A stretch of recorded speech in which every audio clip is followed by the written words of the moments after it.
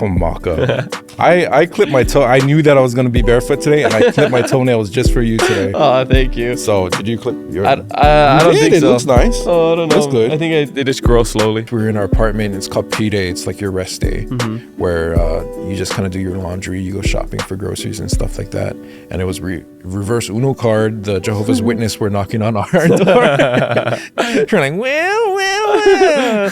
We let them know we're missionaries for the Church of Jesus Christ of Latter-day Saints. It was a good conversation between us two, and we had our differences and stuff, and we just left it at that. It's comfortable tone. So thank you. There's a fly right by you. I'm the fly guy. Oh so my gosh. funny. Oh, you must be cousins. I know. I told you. Oh. Belina mai kako, welcome to Keep It Aloha, a podcast that keeps it aloha by telling everyone that you are Iom Tongi's cousin. I'm your host Kamaka Diaz, and you're not gonna believe this, but after Iom won, I actually took a DNA test and found out that I am Iom's cousin as well. It's crazy. But before we get into all of that and introduce our awesome guest today, I want to remind you all to check out our Patreon. You can support us for as little as $3 a month if you love me and this podcast. And don't forget to subscribe to our YouTube channel and leave us reviews on Apple Podcasts and Spotify. I read every single one. Okay, let's introduce our guest. This podcast is brought to you by Ideate Studios, a for-rent commercial soundstage at the Entrepreneur Sandbox here in the heart of Kaka'ako. Whether making a movie, commercial, music, photography, or a podcast, check out Ideate Studios for your next digital media production. And if you're a nonprofit, be sure to ask about Ideate community discounts. For more info on Ideate or to book the studio, visit ideatestudios.org. Our guest today is a native Hawaiian and Maori content creator from the island of Oahu. This husband is also a comedy writer and actor with over 62,000 followers on Instagram and 54,000 followers on TikTok. He is one of my favorite accounts to follow and has been bringing the laughs to social media and real life. And most recently, in a 23andMe study that has just been released, our guest just found out that he is also Iom Tongi's cousin. His name is Kulani Watson. Aloha, Kulani. Welcome to the podcast here at Ideate Studios. How you doing? I'm doing good. That was a mouthful. And you know the funny thing is? I found out I am related to Iom. In real life. In real life. No, we're not joking here. I'm joking, actually. Sorry. He got me. I was like, oh. That was, what a twist. What a plot twist. Well, my mom's sister is married to The Rock, so... And then The Rock's obviously related to Iom, so... Yeah, that makes sense. Yeah. That makes sense. Well, it's good to see you. Always good seeing you, and I'm happy that I got to get you in the studio. I feel privileged. I feel like I shouldn't be here because of all the greatness that you've had on this podcast, but I'm grateful to be here. Well, don't doubt no more because you're part of that greatness. You got the invite to the podcast party later this year. Yeah. That's what's up. Yeah, and a little sneak peek. Eventually, we're gonna plan a live audience podcast with you and some friends. Yeah, that's the plan. Yeah, that's the last time we talked, was talking about that. I have a lot of stuff already in the works, but we'll definitely get to that. I think that'll be a super cool panel event. Yeah, kind of like a meet and greet and just like listen into some of your favorite content creators. Yeah. I love your whole group. I love all the content that you put out there. I love the collaborative content that you and your friends do. It's so awesome. Thank you. Yeah. Wow. And it came at such a good time. Post COVID. I mean, in COVID. Yeah. And then the year after, and that's when I first connected with you and Ken. Yeah. Connected a great. Yeah. Because I was asking for some help with some spotlight videos that we were doing with Hawaiiverse, and I'm just so grateful that you two accepted to be in that video, because I was relatively unknown at that point. I did the race to 50K, so I was like that student loan guy. But other than that, I mean, this is a guy starting a business. And look at you now. Look at how much you've accomplished. Thank you. Yeah, but I mean, it's the people like you and Ken who just say yes to the small guy starting out, giving him that confidence and getting to meet people who are in this bigger space and have these bigger platforms and using it for good. That inspired me, and this is my way of giving back to you. Kamaka. I clipped my toe. I knew that I was going to be barefoot today, and I clipped my toenails just for you today. Oh, thank you. So, did you clip your... I don't think so. It looks nice. Oh, I don't know. Looks good. I think they just grow slowly. No. feet pic right there. Yeah. Well, I don't know if we can see it on the screen yet, but I'll say we're gonna save that for the paid viewing paid of the view, yeah. Pay per feet. These bad boys ain't cheap. Let me tell you that. Especially Kamakas. I can tell you, there is no slipper I've made tan. money. I've made at least $25 with these feet. Look at this. You can see the slipper tan on that bad boy. That's all Scots all day. That's a certain like fetish. I'm sure someone has like the slipper tan. Guaranteed. It's like you have a light caramel with a. I got the caramel macchiato local, Yeah, like thin tan. That's a hard one. Thin tan. Thin tan. Thin tan. Yesa blessa. Yes, bless her. All right, so we got a lot to get into. I'm excited to get to learn more about you because I pretty much just know what I see on social media. So I know there's a lot more than that. So we got to start at the beginning. Where are you from? Where you grad? And what was it like growing up? I'm from Kalihi, Hawaii. I was born and raised over there. Mm-hmm. I graduated from Damien. I don't know why I just laughed. My stepdad's a Damien grad too. I graduated from Damien. It used to be called Damien Memorial High School. Mm-hmm. And then, of course, right when I graduated, that's when they started to go co-ed. Oh. Yeah. So were you bummed about that? A little bit. Like we had our like connections with St. Francis and I don't know what other girls' Sacred Hearts. Sacred Hearts. Yeah. But freshman year, I didn't like it so much because I went from 7th and 8th grade. I went to Halalokahi. I just like spit out in there. I don't know if you guys caught that. Yeah. I see mine too because of the light. I get to see all the spray. Just all the spray. It's like, you know, when you go down the water park ride and the splash. It just splashed. Yeah. But in this case, I wish it would spray me in the face. Anyways, I went to Halalokahi 7th and 8th grade. And that was an experience. That's a Hawaiian charter school. Oh, okay. And then I went straight from that to Damien, all boys Catholic high school, and no girls. And I just thought it was like so weird. And then Halalokahi, I'm not trying to downplay it in any way, but we didn't learn all too much. I remember taking my transcript to Kumuhina because Kumuhina was there. Oh, is that like the Kumuhina, the one we see on? Yeah. On social media? Yeah, on social media. She was with the school when it first started. And I remember having to take my transcript and I said, I'm trying to transfer to Damien Memorial High School. And I remember this clearly in my head. This is how it played out. She took the transcript and then she kind of looked at me and she's like, oh, you seem like one of the smart ones. And then she just gave me all A's. Don't quote me on that. That's from what I remember happening. This part. Gave me all A's. And then they took that to Damien, and I had to take the test to get into Damien. Flunked it real bad. And they're looking at the transcript, and they're looking at my test, and they're like, something's not adding up. But by the grace of my parents' wallets, they were like, we'll accept you into this Catholic high school with all boys in it. But so I got into Damien, and that first freshman year was just, I didn't like it at all. Mm-hmm. And then after, I think about 3/4 of the way through, I loved it because you don't have to worry about how you look. You're not trying to impress anyone. Mm-hmm. It's just like hanging out with the boys. Yeah. At school pretty much the whole day. So yeah. Hanging out with boys at school. Kind of weird that I would say that out loud. Yeah. Oh yeah, my favorite part was right after gym class when we get to go to the locker room and shower together. We just high five all the boys. Who told you that? You saw my journal? Yeah. You left it outside. Oh yeah, of course I left my journal outside. Yeah. So after graduating, what did you do? So straight from graduation, I went to BYU Hawaii out in Laie. Mm-hmm. I did the semester there. Got my first job there. I worked at the luau as a server. Oh, at PCC? At PCC. Nice. Yeah, at Polynesian Culture Center. About halfway through the semester, I had a lot of friends that were dancing at the luau. And so I don't know how it happened, but I somehow got onto that like dancing for the luau. Uh-huh. I didn't dance very much. I was learning. Mm-hmm. I remember taking out the pig for the tourists and then dressing up as the ali'i. You know how when they have the court come out in the beginning? Yeah. I remember tripping over that cape because you would have to climb stairs. and then the cape would get caught under your foot, and then like I ate it, and then I just stood there because you have the spear in your hand, and you just stand there, and I'm kneeling down, and I looked at everybody, and I just made it look very Like I was bland. like I was kneeling down and paying my respect to the gods or something like that. And then I got up, and it's so stupid, but I got up, and then we just did they did the whole thing.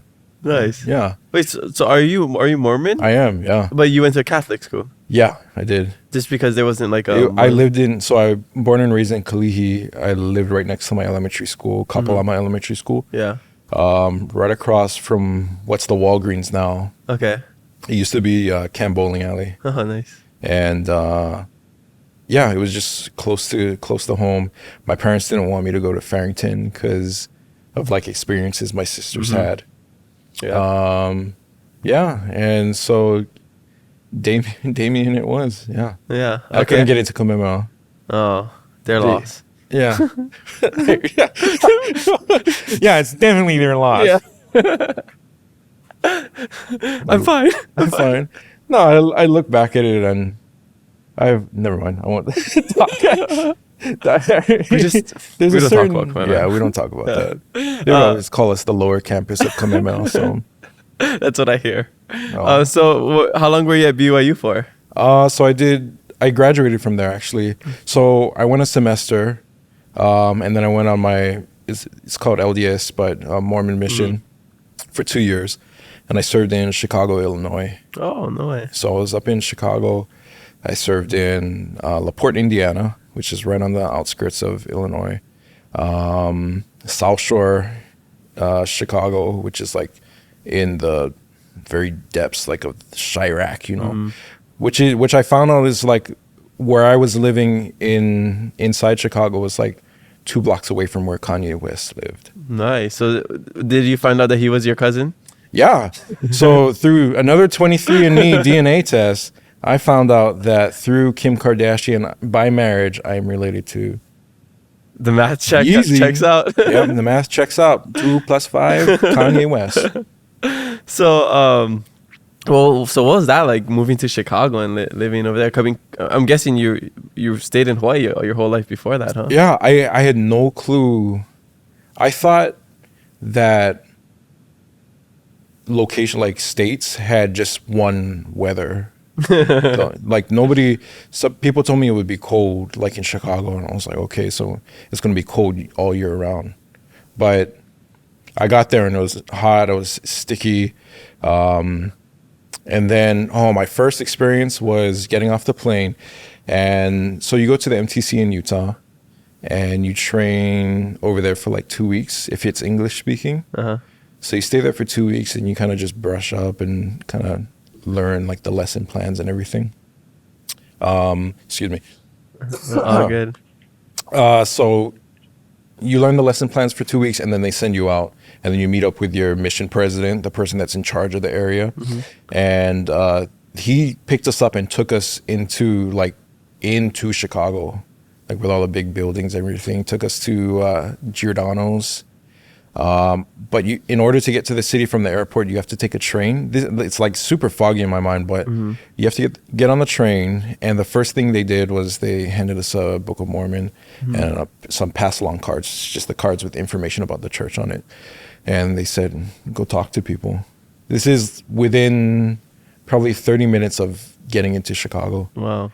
And so there was about, I want to say 8 people in the group that came to Chicago in that time.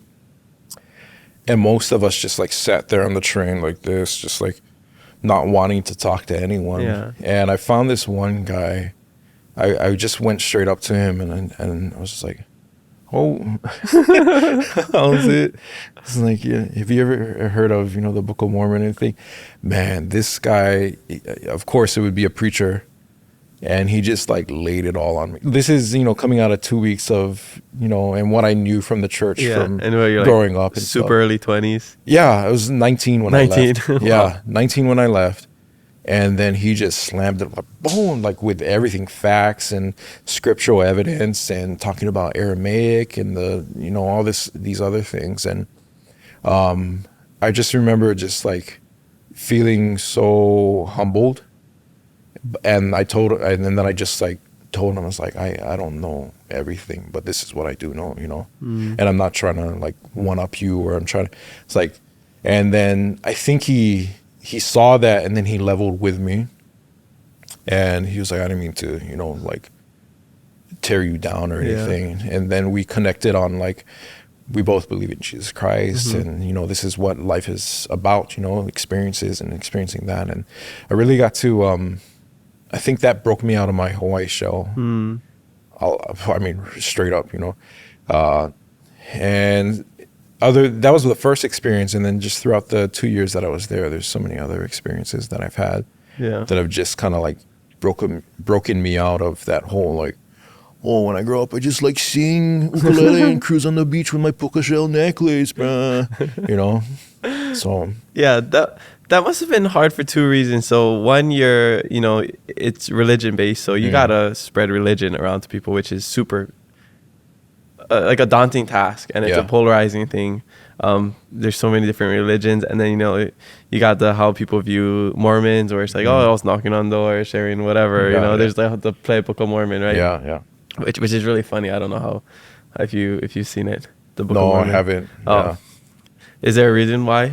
I just don't meddle in it. Yeah. Like, I'm sure, because I know other members that have gone and seen it, and they enjoyed it, or they're like, oh, this was, you know, they have something against it. I was just like, I don't want to have an opinion on it. Yeah. Just like, stay neutral. Yeah. Yeah. But so going back to that, you know, you're dealing with that. You're 19, living on your own, I'm guessing, for the first time. Yeah. Having to see all these different people that don't look like people from Hawaii, the people you grew up with. They talk differently, they eat different things. So you're dealing with all of that all at once, and still trying to discover who you are as a person, your identity, all of that. Yeah. So like, how did you deal with it? The one thing I could relate to is that, so Chicago is very like, it's like Kalihi on crack. You know what I mean? Like, Kalihi is considered kind of the ghetto. Growing up in Kalihi, I mean, I'm a pale-skinned Polynesian. Nobody looked at me like I was Polynesian. Yeah. Growing up in Kalihi, everybody thought I was some, you know, like this white kid. And so I had to like get tough skin real quick, especially going through middle school and high school era. And so I took that with me to Chicago, like, just got to flare the nostrils and bring so this is me regularly, but then when I'm walking through like Kalihi down Gulick, eyebrow goes down, nose flares, and it just feels like that. Oh, hey, take it easy. Scary. For anybody out there, don't look at that camera. You're gonna scare them away. But that would be something, and it's just you just kind of have to put it on, you know. It's I know that's as dumb as it sounds, but you just gotta. Yeah. I don't know, that's what seemed work for me. So I took that with me to Chicago, and a lot of my companions. So on a Mormon mission, you have a companion, someone that's with you constantly, and you guys keep each other accountable. And most of my companions were from Utah, and if you Mormon Central, like talking about Hawaii boy going to Chicago, talk about Utah boys going to Chicago, like that's so much more different for them, I would feel like. But they just didn't know how to respond to like the harshness of people, or like the stares, or, you know, like a white boy, or, you know, a Jesus boys, or stuff like that. So when we'd be walking through the city, or we walking down, and it's called tracting, like knocking on people's doors and stuff, you just gotta, I put the Kalihi face on, just eyes furrowed, eyebrows furrowed, and nose, nostrils up. Not in a mean way, but just like, you know, I don't know. For me, I felt like I was asserting some type of dominance. It's like puffing your chest up. Yeah. And it just, I mean, if you showed like if you're walking down the street and you're just kind of like side eyeing like this and walking, they know that you're scared of them, and then that just allows them to be like, okay, we're gonna go pick on these guys, you know. So whenever we'd walk, my companion would walk behind me, and I just walk through. And I'm still like, I didn't have long hair, obviously. I had like a crew cut and everything, but I felt like I held better than my companions from Utah would, or Colorado would.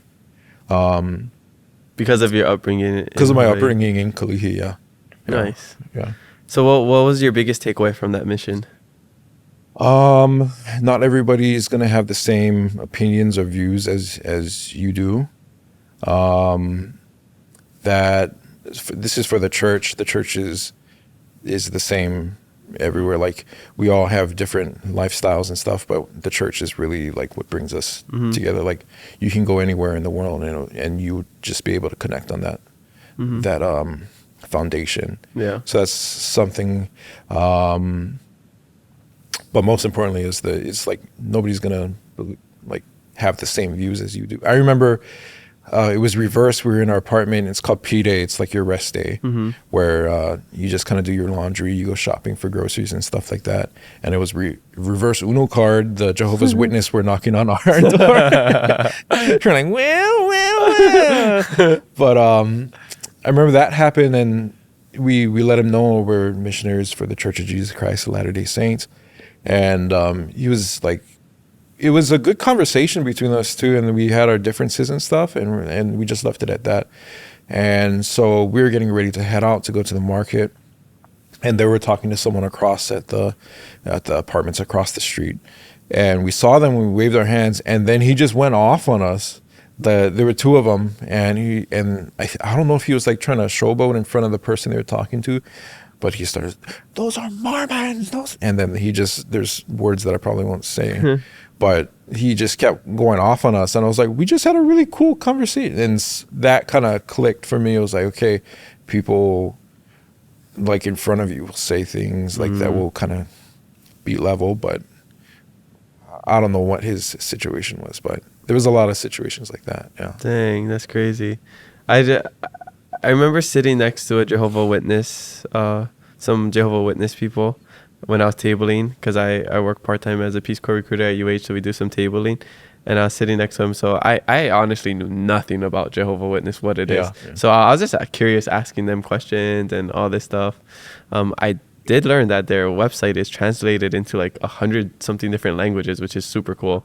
Like, they even have Malagasy, the language of Madagascar, and Hawaiian, like everything. Wow. So, I mean, that's pretty cool. Yeah. And then I learned a little bit about Mormonism when John Ursula came on the podcast last year. Yeah. And so about like the companions and P-Day and all of that. Yeah. Were you forced into this? Is it like a kuleana, or even more than that, just like an obligation as, you know, someone in your family? Yeah. So I'm the first boy in the family. Usually it's like recommended, or they really push it. It's the kind of, like you said, it's like your responsibility. Yeah. And I never felt pushed. It was my decision. I was heavily influenced by my parents, but that's something I always think about. I was like, is that a choice that I made myself, or is it a choice that my parents made for me, you know? I like, if how do I say this? If I could do it over again, I would wait a little bit longer. Because right when I finished my first semester at BYU, it was like, okay, mission. And I was just, I wish that I had more time to think about it, but I would have still gone. Yeah. And I'm sure you learned a lot about yourself and others and gained so much experience from that. What happens if you say no, or you don't do a mission? Are you not considered part of the church anymore? No, you just, it's like, I'm trying. you don't get disowned. You don't get like thrown out of the church. It's just a decision you make. But so here's the thing that I always say about the church. The church and its teachings are true, but sometimes the people in the church can make you feel like excluded. And that's not for I'm not talking about all the members in the world and all these things, but sometimes people have like a certain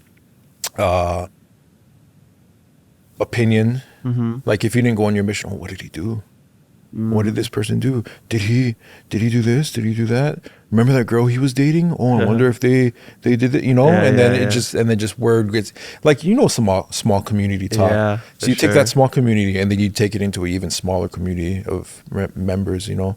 I'm not saying every member in the church is this way, but just like, let's call it for what it is. There's Yeah. talk, you know. Like if somebody doesn't come to church anymore, then you're like, what happened? Yeah. Oh, I heard so and so got divorced. Why did they get divorced? I heard she was fooling around with so and so. Oh, this, you know, talk's going to be talk, whether it's in the church or whether it's you know, at the club or, you know, anything. So, what was the question again? Oh no, yeah. I was just Sometimes I talk and then it just goes off into the No, I'm so interested. And I was just listening to you talk about that, and I was thinking, you know how we go through these struggles of like not feeling Hawaiian enough, Japanese enough, whatever, Filipino enough.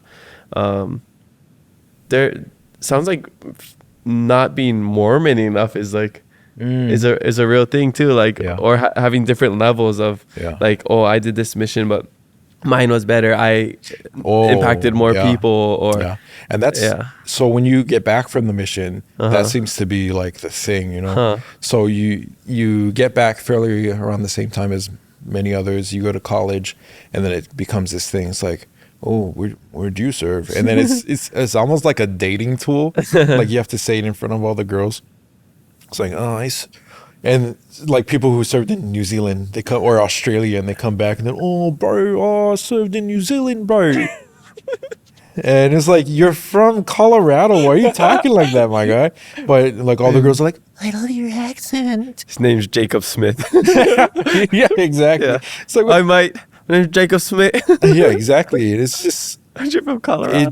and then if you serve stateside, it's a little bit less like intriguing, you know. It's like, but if you serve stateside and you spoke like a language, like Spanish speaking, Yeah.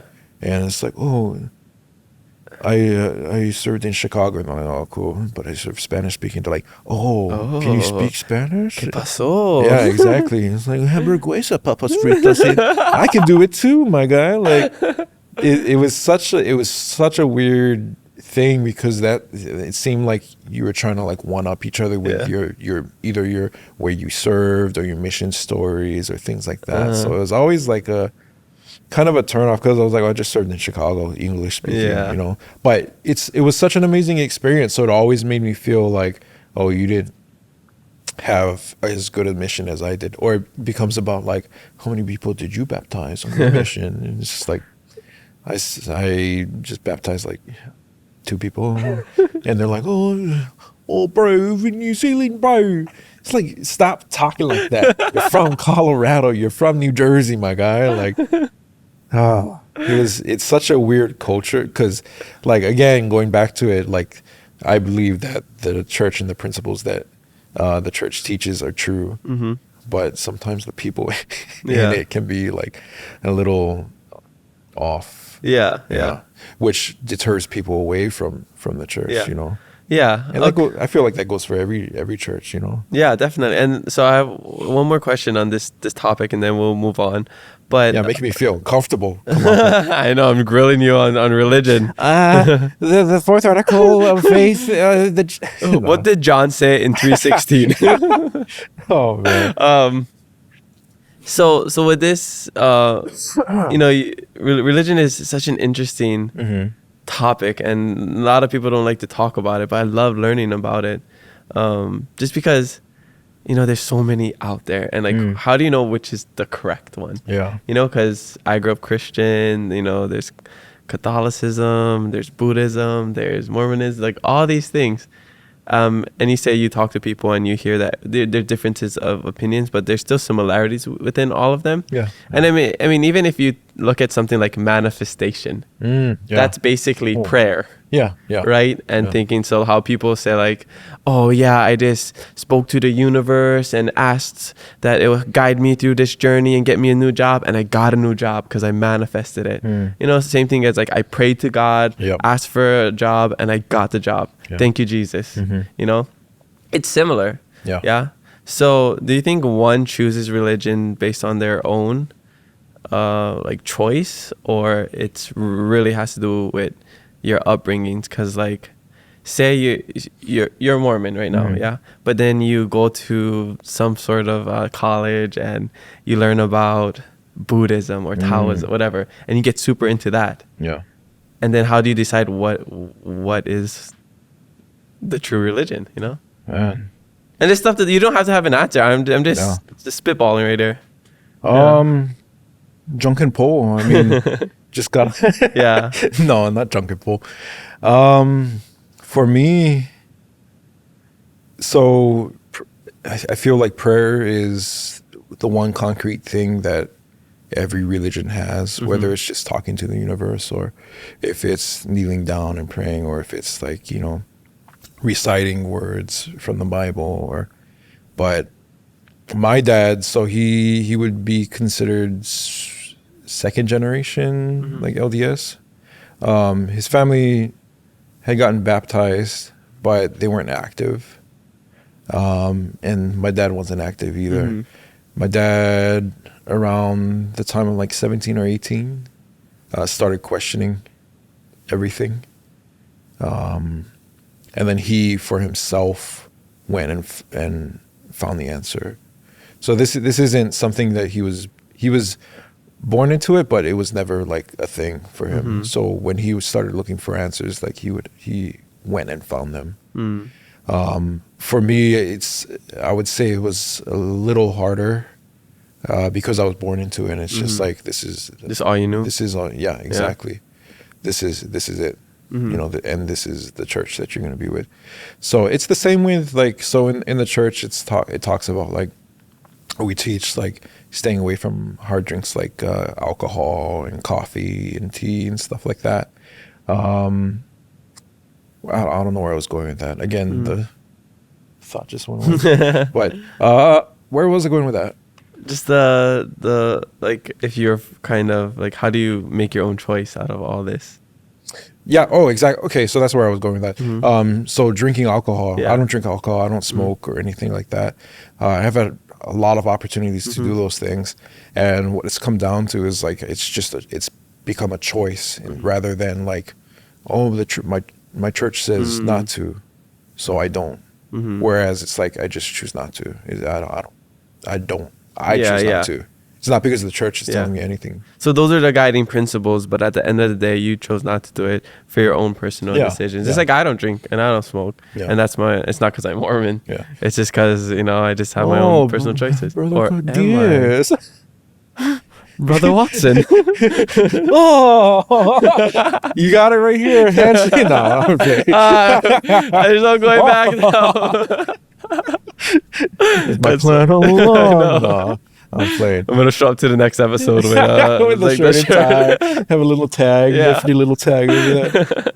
No, it's just it's become my own personal choice, you know. And like honestly, since the pandemic, I haven't been as active, but I'm not one to be like, oh, I don't believe in it anymore. You know, I don't believe this, I don't believe that. Okay. It's just I need to just make an effort to get back to it. So. And what do you mean by active and inactive? So active as in like you're going to church? Yeah, going to church every Sunday and things like that. But yeah, so I just haven't been to church for a while now.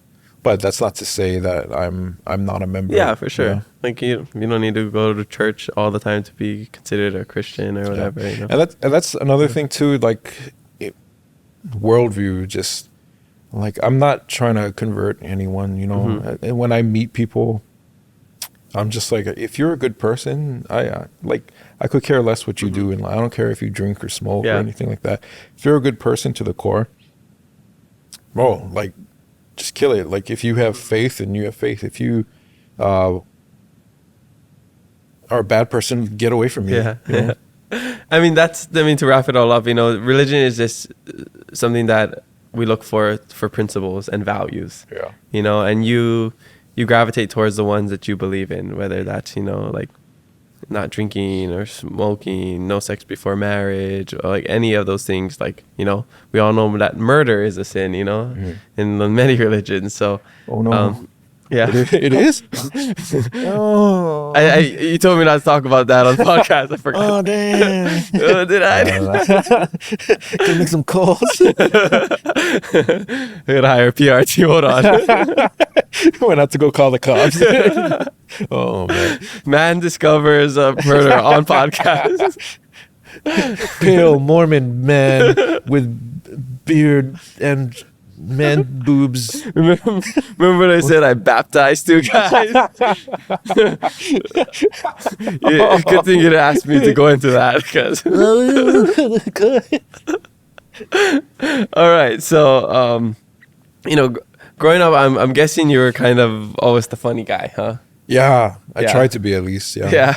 Yeah. I feel. Do you actually try, or is it pretty innate? Some I can see sometimes when I'm trying, Yeah. like, yeah, but it comes off pretty like Naturally, natural. yeah. Yeah. Okay, so how did you get into the content creating? Was it during the pandemic? I started content creating when I moved to Utah. So, 2017, we moved from here, Hawaii, to Utah. And that was just like, my brother was living in Utah at the time. My sister wanted a change of scenery. My other sister was moving to Vegas. So we made the move. We all like got into a house together up in Utah. And, so we're living there, and I'm trying to figure out what I'm supposed to do. I didn't have a job. Like, I didn't have anything planned. There was a group, Yosamo, which is Samson Folau, or I'll just call him Samson because I just forgot his last name. Samson and Harris Mataafa. And they have this duo that's called Yosamo. And they make Polynesian content. And I thought it was the funniest thing ever, and I just wanted to be surrounded by them. They came out with things like superhero kind of video, and they said, if you want to be a part of our superhero, like I think it was like the Fob League or something like that, send in your submission videos. And I was like, I can do that. And so I came up with the Crack of Dawn, which was like somebody with a butt crack that always shows his butt crack. I was thinking of a whip, but that's a twist that I didn't think about. So I came up with that character, and I filmed a video on it. I don't know where it is, but I sent it in, and they reposted it. And I just remember that feeling, like they noticed it first off, and they reposted it. I was like, oh, I like this feeling. And so I got in with them and started making content with them. Then I got to network with other Polynesians that were doing the same thing. I linked up with Conan Peterson and Latif Aitala, and we started our own group called Stuperfriends. Stuperfriends. And the content, that it was so cinematic, and like that's the content that I'm trying to make now. But so we started the Stuperfriends, and from there it kind of died down, and me and Conan started our own thing called Lost Boys Marketing, and that's how I got into editing. Oh, okay. Like video editing. Video edit, like getting not just like on the phone, but like on Premiere Pro and stuff like that. So the Lost Boys Marketing, and then in 2019 we moved back to Hawaii. And let me go back. So in Utah, the Crichton Wale reached out to me, who is a content creator from Hawaii. That's the guy who DJs? DJs, yeah. Crichton Wale and Easton, Clowning 808. Oh, nice. He's gonna come on the pod. Nice, yeah. So him and Crichton created a group called New Hawaii, which was a collective of just all Hawaii content creators. This is back in 2018. Okay, I want to say. Yeah, I wasn't here. I was in Madagascar during this time, so I'm just like catching up on all these things. Yeah, this is interesting. This is when social media was just popping off too. So they created this group, and there were like, I want to say at least 30 Hawaii content creators in that thing, and any content that we would create, they would repost it. So kind of like an 808 viral. Yeah. Okay. Exactly. So they would repost it, and then we would get seen from that, and we kind of build each other up, you know. And so that's how I got to know Russell, Kaneke, Crichton, Easton, all those guys.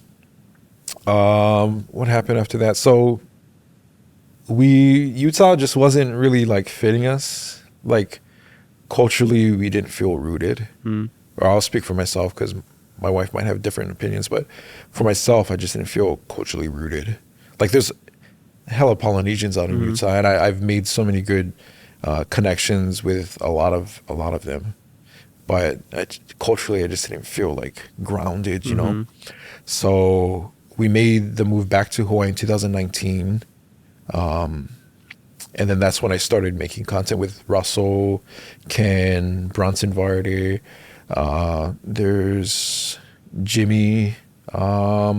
Just that whole group Was that of the guys. Lethal Giggles group? Yeah, so and they're still Lethal Giggles. Oh, okay. But all those guys, they just took me under their wing, and it was such a good feeling because I would watch these guys from Utah, and I'd be so jealous because I didn't have like local Hawaii content creators in Utah. It was like mostly like Samoan. Yeah. Which is still good, but there's nobody with that Hawaii flair, you know. Yeah, and that's what you related to. Yeah, exactly. Yeah. And I like just to be able to like make a video with Bronson and Russell, because I would watch them on Vine the whole time. Yeah, man, that was an experience within itself. So yeah, and then it just started becoming natural, and I just started kind of getting into the swing of things, and that's how I started content creating. And then the pandemic hit, and then that's all we had.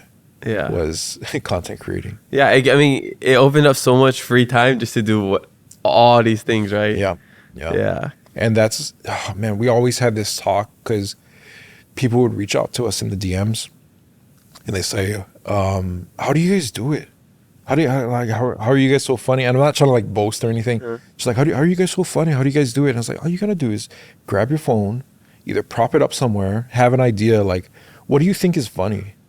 And just film it and just like put it out there and be consistent with it, you know? Yeah. A part of it is acting as well, because you have to be able to act these things out and make it come to life. Exactly. Yeah. So that's what we would preach to people. It's like, just pick up your phone and do it. And then the pandemic hit, and we were doing content, and then TikTok blew up. And then everybody became a content creator, which is crazy because it's like we had such a great opportunity to just take social media by the neck and like just wring everything we could out of it. But I don't know what happened, because I feel like we could be so much further than we are now. Yeah. You didn't capitalize on that? We did capitalize on it, but I think we took it more to a business standpoint rather than like just doing content to content. So during the pandemic, we were like, let's monetize off of content creating, which is what everybody's doing now. Yeah. But now the real bonus is it's gone, right? What is that? You get paid from making reels. The bonuses. Oh my gosh, we don't talk about that. Sorry, I brought up too soon. No, that whole thing, that's another thing. So fast forward to today. Just a few months ago, you could make money off of making reels. Yeah. And then they I feel like they didn't really put out any notification or anything. They're just like, just stopped. It's gone now. It's like, it's gone now. Now pay for your blue check. Blue check mark. Exactly. Oh my gosh. Yeah. So not only we're going to stop paying you, but we're going to make you pay. We fought so hard for blue check marks, like, because that was the thing, right? Like, if you have a blue check mark next to your name, oh, you're set. Like, you're good. You're known as someone, like, you're solidified in the community as someone special or something, you know? And then they took away the Reels pay, and then they took away the blue check mark, and they were like, now you can pay for it. And then now my auntie, who doesn't do anything, has a blue check mark. Yeah, exactly. It was such an interesting thing that they did. I mean, smart from a business standpoint, because they made billions of dollars on Twitter and Instagram, whoever, like, you know, on both different platforms. I know I felt kind of bad because I got a blue check mark last year before this happened, and like, you did? Yeah. Oh, okay. before and I didn't have to pay for it. But then people were messaging me like, "Oh, how did you get that? What did you have to do?" I'm like, frick. "Oh, you killed it, bro!" Like, yeah, okay, now I remember now. Yeah, but I'm like, I don't even know. I just like I was going through my settings trying to look at something else. Yeah. And it said verification. Yeah. So I just like I clicked on it, and after I submitted like articles from that I was on the news and whatever, and I got it, and I was like, this is so weird. Like, why do I have a blue Did you check stand mark? a little taller? How did it feel, Kamaka? Honestly, like, so on it, like, were your nipples hard? No. Why are you covering them up right now? They're hard, aren't they? No, honestly, like I just did it. Like it wasn't like a thing that I wanted or anything. Yeah. And it's like that weird feeling when people want something more, but you get it. I don't know if like in maybe like in sport, the only thing I can relate to is sports is like, you know, somebody was working so hard at this and then you end up winning the championship and you didn't try as hard. Or like with the guy that in school that never studies for the test. Yeah. And then just takes a test and gets an A. Yeah, we all hated that guy, right? And that's how I felt. Yeah, it's like that was my first try. I didn't even like do anything. No, you did do. You put in the work, bro. Yeah, Come on, I mean, I did, but that was never my goal. Toot your horn. Let's come on, just once. Let's get one. I'm proud of the things that I've done, but I didn't. For what I'm saying is like I didn't need the blue check mark to like validate all of it. Yeah. It was just I saw it and I was like, oh, let me apply because if I could trade my blue check mark and put it on the podcast profile, I'd rather do that because like I don't care for my own personal profile. To me, like my baby is the podcast, and like that's what I want to blow up and everybody know. Like for me personally, I'm like, oh cool, but and then this whole like pay for verification came out, and I'm just like, yeah, like you said, your auntie's whatever. Some guy named Drew in Florida who takes pictures of sticks has a blue check mark next to his name now. I know, it's kind of like lessens the value of it. So everybody has a blue. It makes me like feel like I don't want a blue check mark anymore. Yeah, because everybody's questioning now. I know. I'm just like, check on it. It says that November of last year. I'm good. Yeah. Russell just got his blue check mark, and it was right before. You had to pay for it. But you can still get it, I think, without paying for it. Yeah. Oh, okay. But Russell, he just got it, and it was right before the thing, and so people are just kind of like, did you pay for it or did you? Like now that's become the thing. It's like, oh, are you exactly? Are you paying for it or are you actually a blue check marquee? Yeah, and then it's like this weird social pressure now to like not want to buy it or get it because you don't want people to judge you for buying it. Exactly. Yeah, so. It's it's weird. I get it because they're gonna make money, but they should make it different colors.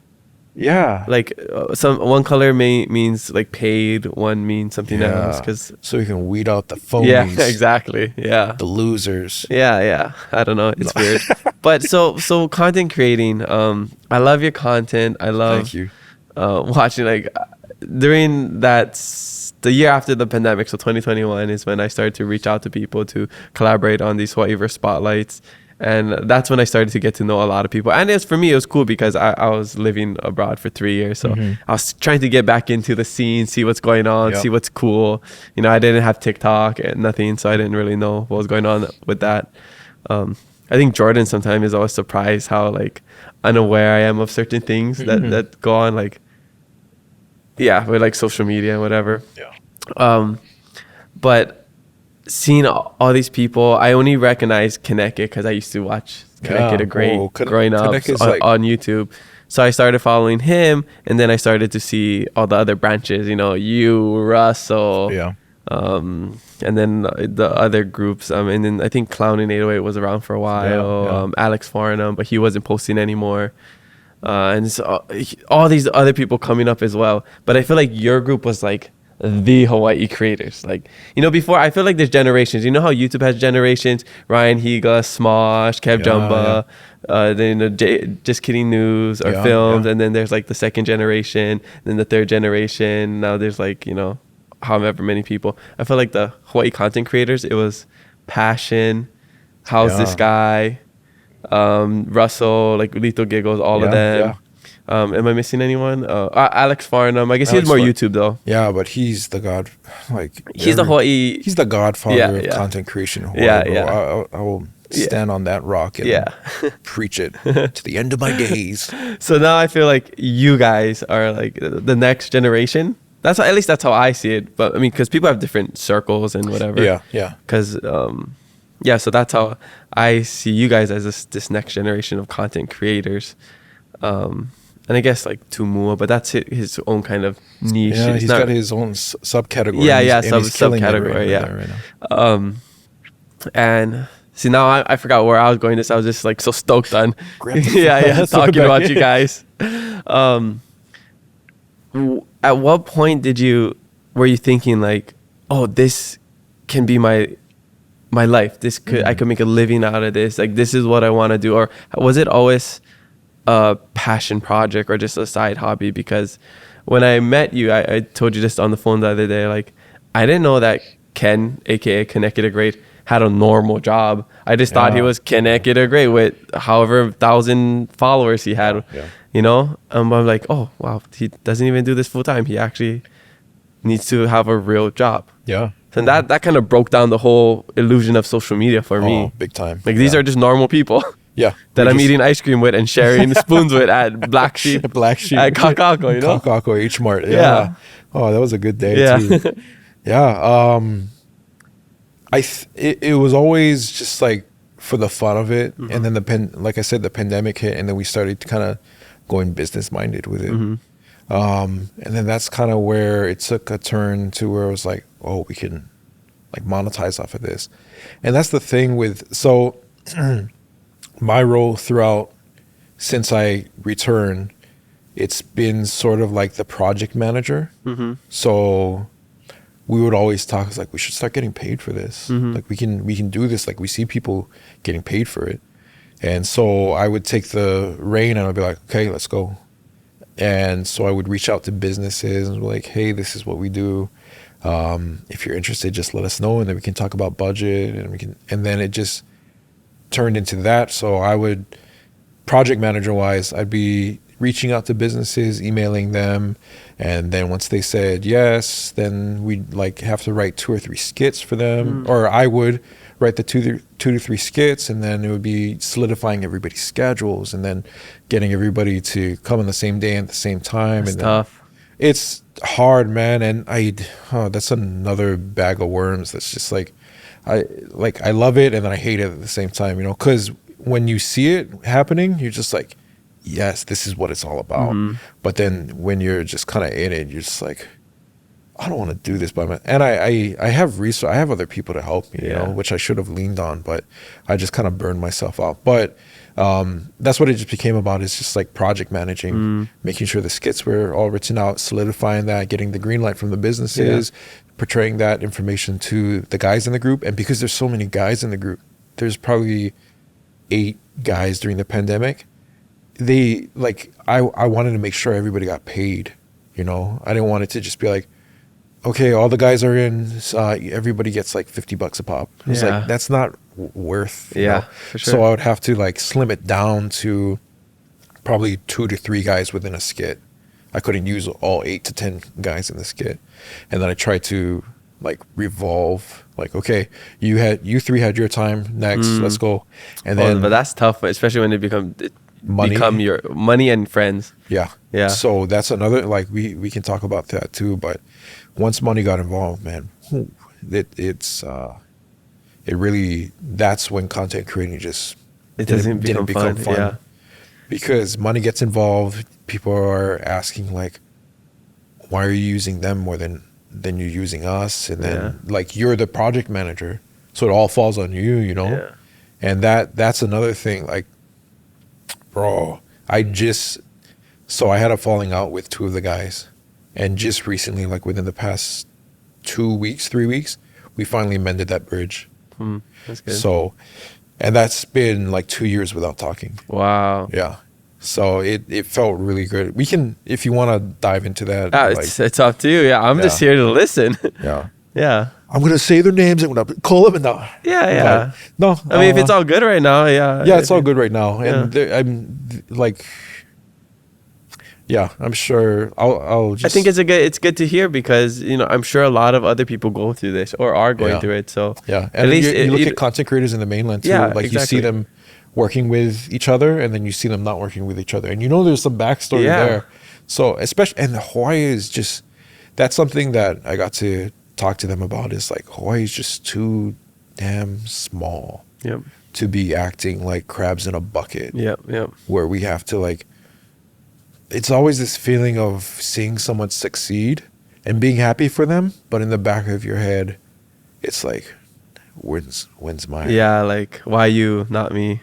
Yeah, exactly. Instead of why not us? And I'm guilty of that as well. You know, I've thought about that when I pop off a video and like this video is going to pop off. It doesn't pop off. And then somebody just goes, beep, beep, beep, bop. And then it just blows up. You know, like, what? How did this, you know what I'm talking about? Like, yeah, totally. Some people I see, I'm just like, do you deserve all that? Why? I mean, the only time I really think about that is when I'm watching a TikTok, and this is not just Hawaii people. This is just like random worldwide videos where like 700,000 likes and like 5 million views. I'm like, why is this so popular? I have no idea why it's popular. Yeah. And then It's they weird. get a brand deal, and then they're invited on the Ellen show or something, and you're just over here they're doing running the for most. president next year. And then you're doing the most, and you're just like I know. dancing, sweating, applying for the blue check mark. You get nothing. Nothing come up. It's tough. It is tough. I don't think people realize how much time it takes to make all this content. It's much. You know, there's the creative thing where you have to write, and then you have to allocate resources and people, and then you have to edit, which editing takes forever. It's a process, you know. Yeah. And I feel like sometimes there's this stigma on like content creating, like, you know, especially since TikTok came along. It's just like, oh, what, you're a TikToker, you're an influencer, you know. There's like quote unquote influencer. It's like kind of gives you a bad rep. Like people don't take you as serious. I hate like influencer. You're an influencer. It's like Yeah. I think regardless, we fall in the category of influencers. Yeah. Because I didn't like that term either. But I've just, if people call me that, I just accept it. Because like for me, I love to be influential. I love to influence people. Not even influence, inspire. Inspirator. We're inspirators. I am the inspirator. So that's what I see it more as, this inspiring. But I guess it falls into the category as influencers. But yeah, as long as people are happy and we can make a living off of it, I mean, you know, not everybody does. We were, and then it just became about, and that's such a hard thing too in Hawaii. It's like support local is such a huge thing. Yeah. And we love supporting local. I'll speak for myself. I love supporting local. But then it got to a point where it's like, well, where's the return? You know? And that's such I hate thinking like that, because it's not supposed to be about that. It's not supposed to be about. But you gotta pay your bills. But you gotta pay bills. Like I love, and I apologize for saying this for anybody who's watching who has like worked with me, but like, man, it's that part of me, that local part of me doesn't want to say it, but it's like, you gotta pay the bills, and I'm sorry, but like free food doesn't put. Yeah. I was gonna say free food doesn't put food on the table, but that's an interesting line, because it does, but it does, like, it's like temporary food. Yeah. It doesn't put food on the table the next day. How about that? Yeah. There we go. That's what it is, and it's like, to say it out loud, because you don't talk about that. You just don't say it out loud. Well, let me say, so like what he's talking about, for people that don't understand, as an influencer, or you get invited to these things, or people invite you to these things it's almost like a work trade. So instead of getting paid, they're like, well, or some influencers reach out to businesses as well, like, hey, I'll give you 2 story posts and 1 reel if you give me free food for me and somebody else. So that's what he's saying. So a lot of times it's just work trade. It's not actually money. So when you see all these people posting about, you know, the businesses, they're not, most of the times they're not getting paid. They're just getting free stuff. Yeah. So even, for me, like, I mean, it's usually if like a big company, like, I don't know, Anthology or somebody reach out to you for a campaign. Yeah. Like you could, or like CPB. Yeah. Those are paid stuff, but a lot of like those smaller stuff, it's just like you get free stuff, which is awesome. I love free stuff, but like you said, free, like those free meals, they don't put food on the table the next food day. On the day of the day of the next exactly. time. And the thing is too, like, you go to all these places. I'm talking about food places. Yeah. You go to all these places, and then you're just giving them high praise the whole time. That kind of rinses down your opinion on food now. Because if every place is that good, you know what I mean? Like, I'm not trying to dog on any restaurant or anything, but I felt like I was rinsing down my opinion on things that are like, if I just go to every restaurant and then I hate when influencers like take a scoop of food and before it even touches their tongue, they go, they don't even let it rest on the tongue. Like, let it rest on the tongue for a little bit, taste it, and give me your genuine opinion. But it's just like, I feel like because you got that free plate of food, man, this is such a like local Hawaii vibes. You're not gonna say, oh, the food sucked. You just eat it, shut up, and like take your free plate of food, you know. But then it's like you really rinse down. For me, I felt like I was rinsing down my opinion on things, you know. It's like, if I say everything is good, then how are people going to trust what I say about things? If I put a piece of candy in my mouth and go, this is good. Unless it's noms. Noms is super ono. That's good. Lemon. There ain't no lies about the saying noms are good. Yeah, I love that. For that stuff, because I'm always invited to those things, and I'm not a foodie. I'm just like, I don't know what I'm doing. I honestly don't like doing the social media stuff because I feel disingenuous sometimes. But for me, I think it's easy because like I like everything. So I'm super simple. I just give me a piece of bread. I'm like, oh my gosh, this is so good. But I'm not over the top. Piece of bread.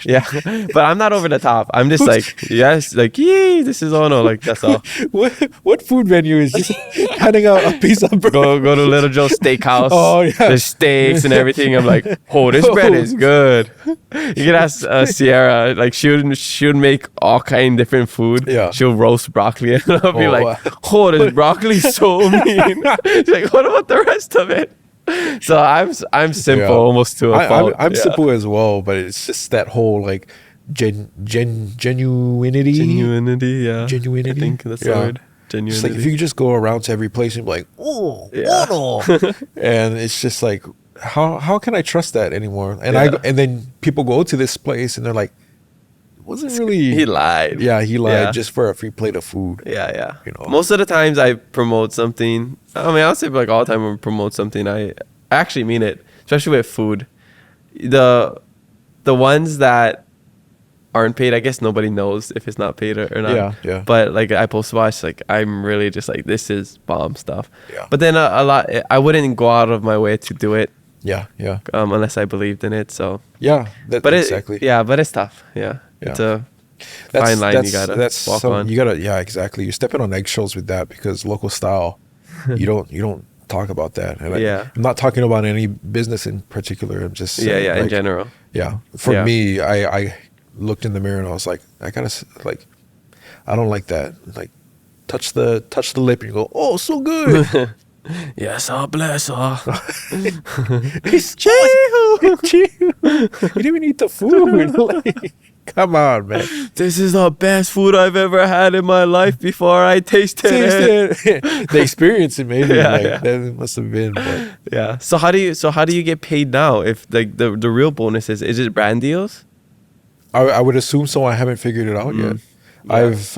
So we did that thing where we were working with businesses and they were paying us, and then once money got involved, then there were certain people in the group didn't like that, they weren't being involved, and as the project manager it came down on me, so I just was like, okay, I let go of this already. Like, I'm letting go of the reins because when it comes down to it, I'm the one that's gonna get blamed, you know. And I didn't like that feeling, and it just didn't become about content, you know, making people laugh anymore. It was about like, okay, you gotta get paid, like becoming a manager, you know. Which I would love to if I were getting paid. But that's the thing, it's like businesses have a budget and you can't you don't squeeze everything you can out of them, you know. Support local while still maintaining like your what's the word I'm looking for? Integrity, exactly. But I'm at that point in my life too, because I've done a lot of things for free, and you know, like not saying like, oh, I done my years for free, so now I deserve everything. But in a way you do. You know, you do deserve, your time is valuable and you do deserve to get paid. So if I'm like telling somebody, hey, like to make this worth my time, I'm not taking anything under like $100 an hour or whatever it is, you know, just like you're gonna, if for me to do this, I'm gonna need $1,500 because it's like you put the work in to get to that point, so you can charge that much. That's another thing, and I've talked to some of the guys in the group about this, It's you worked your butt off to get the thousands of followers that you did. Like I'm at like 60 something thousand followers right now. And for everyone else, they're at like 40,000, 50,000, almost 100,000 followers. And it's just like, you worked your butt off for that. And for a business to be like, oh, we'll give you like a free thingy thing if you just, you know, come through and make a video, which is like, we talked about this, like the idea, the concept, the filming of it, you know, and then you got to go and edit it, and then you got to come up with a posting schedule. It's not just like we're having a little fun, like it's business minded, but at the end of it, it's like, in my mind, I was like, they're skipping. You have to look at it like this: they're skipping the line. They have like 300 followers. You have so and so thousand followers, like 80,000 followers. You know, they're skipping all those thousands of followers so that they can get that viewership. So it's like, know your worth and stick to it, because once you start rinsing yourself down, it's like all that work that you did, nothing. You know? Yeah, definitely. So that's another thing, like knowing your worth, man. Yeah, that's good. That's good to put out there. I mean, because for me, I'm just speaking for myself personally. Like, I don't care about followers and all of that, except when it comes to business. Yeah. Because the numbers, like, I'll post something, if it doesn't get likes, if it gets likes, cool, whatever. Yeah. But for the business side, you need those likes, you need those shares, you need those analytics, you need those followers, because that's what sells. Yep. That's what you're selling to businesses. Exactly. So in a sense, people can say it doesn't matter. In a personal ego, like me, it doesn't matter. Yeah. For my business, I'm like, it matters. I need to strategize how to get that up, because I need to get sponsors. I need to pay my bills. Yeah. This is how these numbers matter to this. Yeah. Which I guess in sense matters to me, just kind of in a different way. Yeah, I get you. Yeah. So let's take a quick shishi break, and then we'll come back with this really fun game that I thought about. Okay. All right, we're back from a quick shishi break. Mahalo to our sponsor, Shakati, for always providing the most amazing herbal tea, you know, all from Big Island, where I'm from. Yeah. Grown, natural, caffeine-free, 0 sugars, 0 calories. I love it.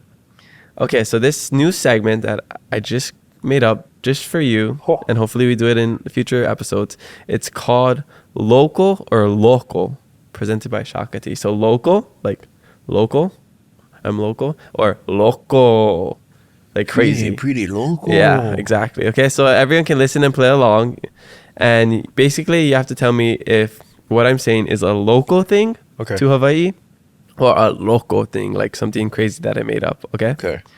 Number 1, you can mail a coconut from Hawaii. Is that local or local?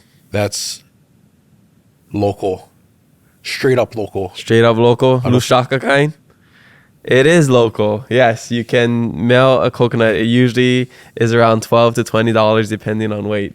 I didn't know that until I looked it up. Yeah. Yeah, that's interesting. And you don't have to wrap it anything. You just send it as it is. You can write something on top. I worked at as a tour guide. Oh, so that's how I know that. Nice. That's how I know it's local, bro. It's like Slumdog Millionaire. Yeah. All your life experiences. All my life experiences. This is what I was built for. This is everything. Am I getting paid? Not yet. Okay. We'll reach out to some sponsors for that. Okay. Okay, next question. Ready. In 2003... a man died from a heart attack eating too many malasadas while trying to break the world record. Is that local or local? That's definitely local. It is local. It's crazy. I just made that up. Nobody has ever done that. But maybe you can be the first one to try. Somebody listening. Don't die though. But like the malasada part, you can try to break the world record. What kind of game are you playing, Kamaka? What the heck? I didn't word that correctly. Shove malasadas in your mouth. Yeah. Dude, beat the world record. Just don't die. Yeah, okay. Don't do that. Yeah. Try not to die. Yeah. Okay, next question. Hawaii is the #1 market per capita for Heineken. That's local for sure. Yes, green bottle. I don't even drink, bro. Yeah, it is. So Heineken is like the official beer of Hawaii. Has Heineken ever like wanted to do anything with Hawaii? I don't know. Yeah. No? I never thought about that. From what I read, Primo used to be the unofficial official I got you. Yeah, thing, yeah. but I guess Heineken is taking over. That's why the green bottles. What's that song? 1 foot in the sand. Other hand, Heineken. Heineken. Yes. Okay, next question. You're 3 for 3. In 1986, Hawaiian lawmakers passed the Aloha Spirit Law. According to this law, all Hawaii citizens and government officials must conduct themselves with aloha. Is that local or local? You got me stumped on this one. 1986. I was born in 1989. Okay. 3 years before that. Let me do the math. Compute. Okay. It is conduct themselves. I think that's local. It's local? It's a real thing? I think it's a real thing. It is a real thing. Local, 4 for 4. So yeah, in 1986, I'm trying to remember who the governor was around that time, but they passed a bill saying that everybody must act with aloha. And it's a real thing till this day. It's impossible to enforce. You can't just be like, hey, you didn't show aloha, here's the ticket. Bro, I think we should make tickets. You can just This is a citizen the rest. we should just make our own and just hand it out to people who like park poorly or like cut you off. Not being very aloha, are you? Yeah. Take this. Take this, idiot. Sunglasses. Sunglasses. Boom, bow, bow. All right, 4 for 4. Wow, I'm impressed. Well, actually, yeah, 4 for 4. Okay, next one, okay? In 1992, Lieutenant Governor Ben Cayetano tried passing a bill to make the local moco the official dish of Hawaii. Is that local Oh, you're getting deep. or local? Like the nene goose, yeah? Like, Ben Cayetano. I hope everyone's playing along here. Ben Cayetano, 1992. 1992 seems like a time to have done something like that. Ben Cayetano, home of the Govs. I think that's local. It is local. Oh. It's crazy. Oh, was the black dog? He tried to Yeah, that was the one. So yeah, I just totally made that up. Yeah, local. Okay. Yeah. All right. This is an easy one. Okay. Sharks. They only bite when you touch their private parts. Well, that's straight up local. It's local and local. Is it both? It's both. Do you remember that? I remember from the 51st 51st States. Yeah. Yeah. I don't know if that's scientifically true, but Well, we're just gonna have to go out there. yeah. I would say test it out. it's a local thing and local thing. I think any private parts of any. What's the next one? Okay. We eat Spam daily. Yeah, straight up local. 23 million cans of Spam are sold in Hawaii every year. Yeah, Local or local? local. Or is it more? It- or is it more? It's a local thing, but that fact is local. It's 7 million cans of Spam. Well, they don't know my Uncle Billy Joe. They didn't take that into They're gonna take that into consideration. account. He's getting his spam from offshore Matson containers. Yeah, so, the black Spam market. yeah, the black spam. It's already marinated in teriyaki. Oh, could you imagine that for Halloween? They make black spam. Oh, Orange Spam. there's a couple of spams in my my cabinet that's probably black spam. Okay, next question. I'm okay? losing. This- What am I, 4 for? No, you got like 4.5. four now. 4 out of 6. Okay. Yeah. Ooh. Well, actually 4.5 because the Sharks one is that there's no real We don't answer know for yet. that. Yeah. Test it out later on. Okay. This one you got to think a little bit. Okay. Okay. I'm gonna throw some numbers at you. It's first. Captain Cook arrived in the Hawaiian Islands in 1778. Between that date and before the immigration wave started in the 1800s, Caucasians made up the majority of the population here in Hawaii. Is that local or local? Oh, that sounds like something that would be local. Caucasians made up a majority of the population between the 78 and 1800s. Yeah. That's local. It's local? Yeah. I mean, because you know that they brought a lot of diseases and killed a lot of Hawaiians. You know, Yeah. chicken pox, Now smallpox. you're trying to sway me. I'm just giving you. I'm just trying. But look at us. We broke through the chains, my guy. That's local. Local crazy. Crazy. It is local. Yeah, it's crazy. Oh my Nice. gosh, I almost lost my Hawaiian card right there. So Caucasians make up the majority of the population in all but 5 states: California, Texas, New Mexico, Nevada, and Hawaii. But Hawaii is the only state to never had a Caucasian majority. We've always been a minority. So as it stands right now, people of Asian descent are the majority of the islands by a long shot. Yeah. So it breaks down to Asian makes up about 38% of the population, with Caucasians coming in a distant second at 25%. And then, Native Hawaiian population, Pacific Island, is 10%. Yeah, around there. Yeah, so interesting fact. Cool. So I would say you're like 6 for 7. That's pretty good. Since I'm not really going to count the sharks one. Yeah. Yeah. And you were right about the spam one. So I guess like 7.5 out of 8. There we go. We're just raising it up. I'm like Kumuhina giving you all A's. I know, just give me all A's. Throw it down. Okay, last question, okay? Here we go. This one is the hardest one. Okay. Iam Tongi is my cousin. Is that local or local? Your cousin. My cousin, your cousin, their cousin. That's local. Straight up, all day, Yes, every day. Iam Tongi is our cousin. Our cousin. That's local. That's local. All right. Well, mahalo for playing this game, local or local, presented by Shakati. Yeah. That was good. You did a great job. Well, I guess I'm local. Yeah. 8.5 out of 9. That's better than anything I've ever scored on ever in my whole life in the history of man that has gone throughout time. Well, I'm happy that I could provide that for you. Put that on your resume. Mom, look at me now. Let me tell you something, Mom. 8.5 out of 9. Yo, what's up? What's up? Okay, well, let's move on to the back half of the podcast. Mahalo for playing along. Thank you. That was fun. That was fun. I gotta think of some new ones for our next guest. I like to ask all of my guests when they come here, what does keep it aloha mean to you? Oh,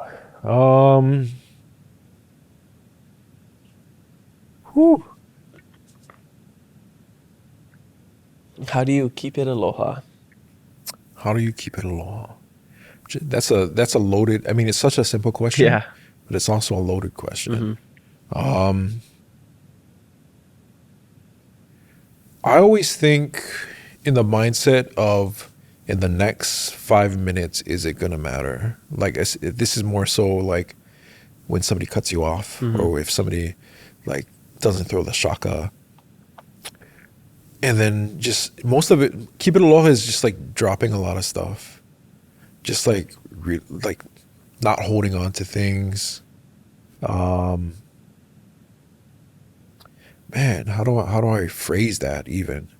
I totally see where you're going. Yeah, you can see the Keep path. driving. That's okay. Yeah. Here we are on the path. Just to live life. Man, where was that quote? Anyways, just to live life the best way you can, so that see, the thoughts just Here, let's put it into perspective. Okay, you're driving. Somebody cuts you off. Or they go into your lane, no blinker. They don't throw up the shaka. yeah. And you keep it aloha by just saying, hey, it's okay. Maybe they're in a rush. Yeah, which is hard It's just hard.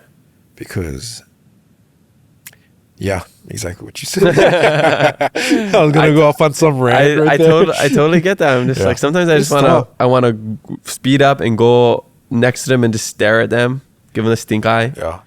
But you just gotta keep it aloha. That's not keep it aloha. You gotta keep it aloha. Gotta keep it aloha. There's Yeah. so many times where you ever just go throughout your day and it's like, bro, where's the aloha spirit? Yeah. It starts right here. It starts right there, Kamaka. Starts with you. Okay? Thanks. I mean, I truly believe that. I mean, it's hard when it's not reciprocated because I feel like aloha is this reciprocation of, love, compassion, kindness, patience, all of that. So it sucks when it's not reciprocated. Yeah. Aloha is unconditional. I believe that. So you don't need Anything to receive love to give love. Yeah. But I still feel like the essence of aloha is reciprocation. Yeah. So it's like, to complete that circle of aloha, Yeah. you need that reciprocity. Yeah. So even though it's an unconditional thing that we're giving, it's nice to receive something back, even if that's a thank you, even that's gratitude, you know? Because like when you do something for somebody, you're not expecting anything in return, but a simple thank you is sometimes all you need, and that fulfills the reciprocity. The circle of aloha. That was a big word. Yeah. What? Reciprocity. The recipe for prosperity. The circle of aloha. You never heard that in The Lion King? That was in the circle of aloha. Yeah. Kimu Kawano sang it. Oh, of course. I don't know if he can hit that note though. Yeah. Just gotta. Yeah. Actually, Paula Funga would kill that song. Oh my gosh. She just followed me on Instagram. Oh. And Kimmy just followed me on Instagram. Oh my gosh. From the video that you were in. Yeah. Nice. Thank you for that. Like I'm on cloud nine. Like this, sometimes I get this imposter syndrome. Yeah. You know what I mean? Which I'm pretty sure like anybody who's within the realm of kind of content creating or you get this attention from people who are way above what you're doing, you know. Like Josh Satofi, like I can't believe that I like hang out with him, you know, sometimes. And it's just imposter syndrome. It's like why like right now I have imposter syndrome because I'm just like who am I really? I'm just the guy that makes videos, and then people like I'm invited on podcasts and stuff like that, you know. Well, I think to be here, you have to make some sort of impact and have some sort of influence on people. And I can't speak for the rest of the world. I can only speak for me as one of your 60,000 followers that, you know, you've influenced and impacted my life. So that's why I want you here. And I'm the boss of this show, so I can do whatever I want. You're the only follower that matters. Yeah. But I mean, that imposter syndrome is such a real thing. It is. I don't necessarily feel that imposter syndrome. I think the last time I felt it when I was teaching in Madagascar, because I wasn't a teacher and I was teaching these kids English. I had to learn how to teach English to teach English. Yeah, you know. But recently, when I was doing all these things, working on the videos and everything, I was texting Kimmy and Imua, jumping on phone calls with them backstage at the Tongi concert, talking stories with them, and I'm thinking like, I was just this small town Hilo boy who started a podcast and worked with some businesses. I used to listen to Kimmy every time I traveled in Madagascar. I remember going to her concert before I left when I was still at UH, seeing her and be like, wow, this is one of my favorite singers ever. And then I'm just texting with her. Yeah. I'm just on phone calls and backstage just talking stories with her. Yeah. And like what is life? Yeah. Do you get like starstruck? I don't get starstruck. I think that's why I'm able to do this. Yeah, same. Like even with Bretman and like that, he's probably the biggest person we've ever had. Yeah. I think if it was somebody like in sports, I might get a little bit like, say like Reggie Bush. I met Reggie Bush. That's one of my favorite player of all time. I might just be more like not starstruck, but more like fanboy. Like, oh, I love you. Like, remember that one game you had that and you did this, and they should give you your Heisman Trophy back. Like that, I'd probably be more like that. Yeah, more fanboy than starstruck. Yeah. I feel the same way, and I won't speak for Josh, but like when I first met Josh, it was for a video, and I was very professional about it. I just wanted to keep things very professional, and then it just blossomed into a friendship. And I never was. I just saw him as like one of my neighbors that lives down the street, you know. And I know he's just an amazing musician, musical artist, but I never was like that, like, oh my God, you know. And I feel like I've done that for anyone who I have met that is of that caliber. I don't ever feel like I've gone like, you know, tried to be that person, you know, but I just see them like this or here. Yeah. I just see that like how we're talking stories and stuff like that. That's what you realize the more and more I do this. And, you know, it started from just like the Hoiver Spotlight meeting the creators, the influencers, quote unquote, and then growing up to like these big like local celebrities, you know, on and off social media. Yeah. And then realizing everyone doesn't matter if they have a K next to their name, they're just normal people. Yeah. Like Kimmy Werner, I went to her house after coming back from Madagascar because she's friends with my sister-in-law. Yeah. I didn't know who she was. I didn't know who Mark Healy was and all these other big name people. Jack Johnson was actually over there. That he's the only one I knew. Because I wasn't in that world. Yeah. So it wasn't until later I saw that these people were just hamless, like thousands of followers, super well respected. But I always like to think back to that baby shower, because without the illusion of social media, they just were normal people in the backyard of a house hanging out. Just cruising. There wasn't like, oh my gosh, it's Kimmy Warner, the amazing spearfisher lady, diver, cook. Oh, it's Mark Healy, the world champion big wave surfer. I was just like, this is auntie and uncles. Yeah. And then I feel like if you, what is the word? Not, is it exuberate? Or if you like just show, man, it's so close to like, you don't want to show like there's no interest because you are interested. Yeah. Like, oh, whatever. Yeah, like, Jason Momoa. No, never heard of her. But it's just like, it's just allowing them to feel comfortable without like goggling or. Yeah. Because I'm sure they get that a lot. Yeah. I don't know what and I feel like that's what's allowed.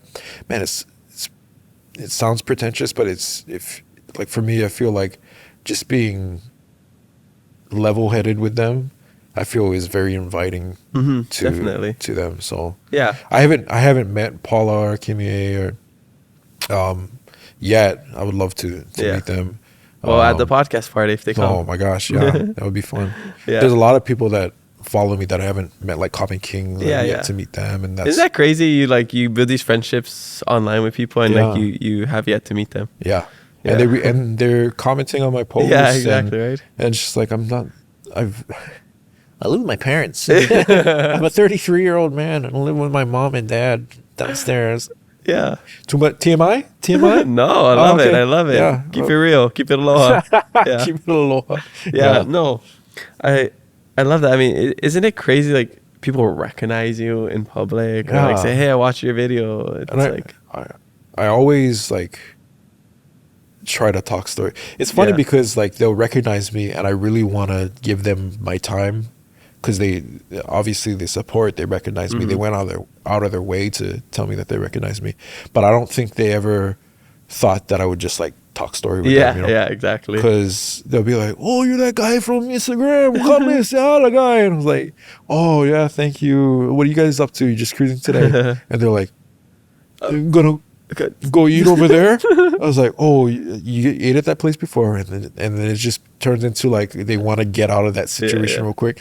But I'm just like, this is what it's about, you know. I'm just a kid from Kalihi who's made dumb videos ever since he was a kid. So, not that I'm like, I don't ever want to feel like I'm up here, you know. What's that? Was it Aristotle or some Greek king who had somebody follow him around, and then he always whispered in his ear, "You're just a man." Oh, just to keep him in check. Keep him in check. Nice. You ever watched Popstar? No, I haven't. Oh, you know that one, like with Andy Samberg? No, SNL, the SNL guys. Yeah. Well, he had so that's a movie, super funny movie. I love it because I'm a big SNL guy. Yeah. And he was just naming, it's kind of a parody of like a superstar, and one of his guys, he's like, "I have this person for this, and one guy to kick me in my nuts to keep me humble." That's what it sounds like. Yeah. That's exactly what it is. It's like I don't ever want to get to a point where I look down on people. I don't care if you're like a world-class all-star NBA player or if you are because you can't look down on them because they're probably too tall. Yeah. Even though you're really tall. So. Or if you're just like a construction worker that works down in Kalihi, you know. It's like I want to be here, and my wife does actually a really good job at that. So she's always like, not sometimes with the videos she's like, "That's not funny." I'm like, okay. But then people love it. And it's like, but they love it. She's like, okay, but that's what I tell my girlfriend. She would be, because I always try to like say like, "Hey, this is so funny, right?" Or like, "Look at what I said, like it was so funny, right?" And she's like, she tried not to play into it. Yeah. And then like we'll be at the farmer's market and some lady recognizes me in the podcast. She says, I love it, blah, blah, blah. You're such a good this. And you're so funny. And I just look at her like, she said I was funny. Did you hear that? Then like later on in the day, like, remember when that one time that one person said I was funny? We'll hold on to that for years. It's proven. It's a proven fact. Yeah, but it's just such an interesting place that we live in. Yeah. In the world of social media, where people love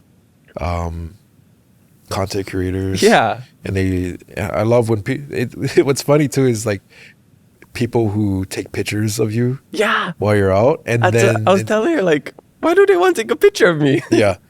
But they don't come up to say they don't come up to say hi. They take a picture of you, and then later on when you're having dinner at home or something, you just get a random DM. Yeah. Oh, that's never happened to me. Yeah. Oh, it's happened to me and a few guys in the group. We'll get a picture of the back of our head or something, and they'll be like, "Saw you at Long's drugstore. Never like say hi." And I was like, but you felt like it was okay to take a picture of the back of my head and then DM it to me. Say hi. Or just don't DM. Yeah. Hey, if you guys see us in public, just come over to us, say hi. I promise we won't bite. We're not these content creating gods. We're just normal people like you guys. So. Yeah, for sure. Yeah. Yeah, it's funny. I love it when people come up and say hi and take pictures, and I usually ask them what their name is. That's like my thing. It's nice. It's nice to hear that on the opposite end, like when somebody that you look up to or you see show an interest in you. Yeah. Even if that's just like small kind talk story or just ask what your name is or show some sort of gratitude. Yeah. Cause like, so at the EM concert, I was trying to get my sister and her boyfriend and my girlfriend in through the gates in the front. Mm-hmm. And then I was standing there trying to give them wristbands, and then I didn't realize I was blocking this one couple to my right, and so I kind of bent down, and I was like, oh, sorry. So I told my family to go around, and then I was turning away, then I turned back, and I see this gray streak in this hair, and I was like, Tulsi Gabbard? I was freaking Tulsi Gabbard, just sitting down, the VIP, like I was right in front, and I turned around, and I was like, oh, sorry for blocking you guys, my bad. Then I turned around again, I was like, wait, I just realized who you are. So sorry about that. And then I turned around again. Then I turned back to her. I said, you came to my UH class like a while ago and talked, and I remember you from that. Yeah. And this is before she was like super high up. And she was so nice. She's like, oh, so thanks. That's so cool you remember that. What's your name? And I was like, I was just going to say like, oh, like, I remember you at UH, and then walk away. Yeah. And then she's like, what's your name? And I got you. I was like, she's just asking me for my name. That's why. Auntie Tulsi. Yeah. And then we just talked a little bit, and I said, hey, I actually have a podcast. I actually reached out to your team, blah, blah, blah. And she's like, nice. Just message me, whatever. And I was like, it was such a cool moment to be on the other end. The other end of it. Yeah. Once again, Yeah. I love that. That's awesome. Yeah. I didn't see any videos of her there. I mean, I don't follow her on social media. Yeah. Probably low key. Yeah, low key. Yeah, I don't know. That's awesome. Yeah, super cool. All right, so, I like to talk about culture a lot on the podcast, and you're Hawaiian and Maori. You say you grew up in Kalihi, pale skin. Like, I'm sure there was a lot of struggle with that. And you mentioned it a little bit. Like, what was the hardest part about all of that? I remember one time in elementary school, it wasn't Hawaiian. It was just, they were just talking about like the overthrow of Hawaii. Mm-hmm. I think it was like 3rd or 4th grade or something like that. And they're talking about like Hawaiians, and I at the time I knew I was Hawaiian, and the teacher asked like, who here in the class is Hawaiian? Raise your hand. Raise my hand, and then people looked at me, and then they're like telling me to put my hand down because of how pale I am. My grandma, we call her Tutu, she's like pale Hawaiian, and she has like the most Hawaiian features. Her mom looks straight Samoan, on my mom's side, she pulls more the white side, because her mom is like British, but her dad is Maori.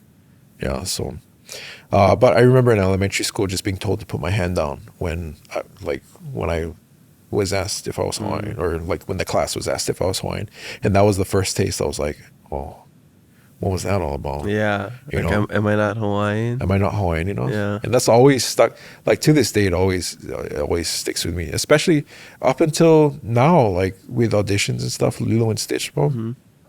There was an audition for Shave Ice Guy.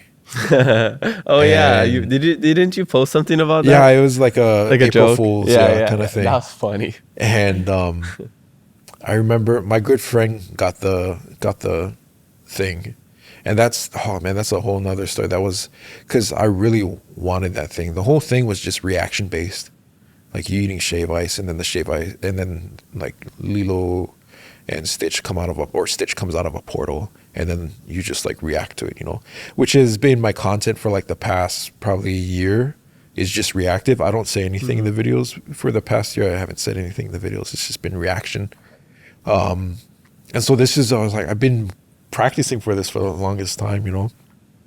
And then I didn't get the part. My friend got the part, and then just everything started spiraling, and I was like, just into everything that I've been doing, like content wise. That's why you don't see me posting as much, because I'm trying to figure out myself as a content creator now, and as a writer, and then it turned into like, am I not Hawaiian enough? Because the role literally asked for a big Hawaiian guy eating shave ice, and I was like, and the whole thing was like, it's just a reaction. I was like, I've been practicing for like I was meant for this role, you know. I've got the long hair, I feel like I have the Polynesian features in the face at least, but skin wise, I'm not, you know, there. But when my friend told me, I was so stoked for him, but at the same time, it was like Bittersweet. Yeah. And I love you, brother. I'm happy that you got the role. Are you allowed to say who it is? I don't think Okay. he might have filmed it already. Okay. I don't know, but because it's a thing. Like I told him, I said whether one of us gets it or not, like we made it. You know, that's the main thing. But when he told me, man, I just spiraled into this thing. Like, what the hell am I doing? Am I Hawaiian enough? Am I like Polynesian enough to be taking other shows? I know if I auditioned for Moana, like I'd probably not get anything, just because of how pale I am, you know. And then it's nobody owes you anything. I've gone throughout, like, that's something I needed to tell myself. Nobody owes you anything. Like everything that I've done, like when I get into this idea that like, man, I didn't get this because of this, or I didn't get this. Nobody owes you anything. It's all on you and the work that you put forward.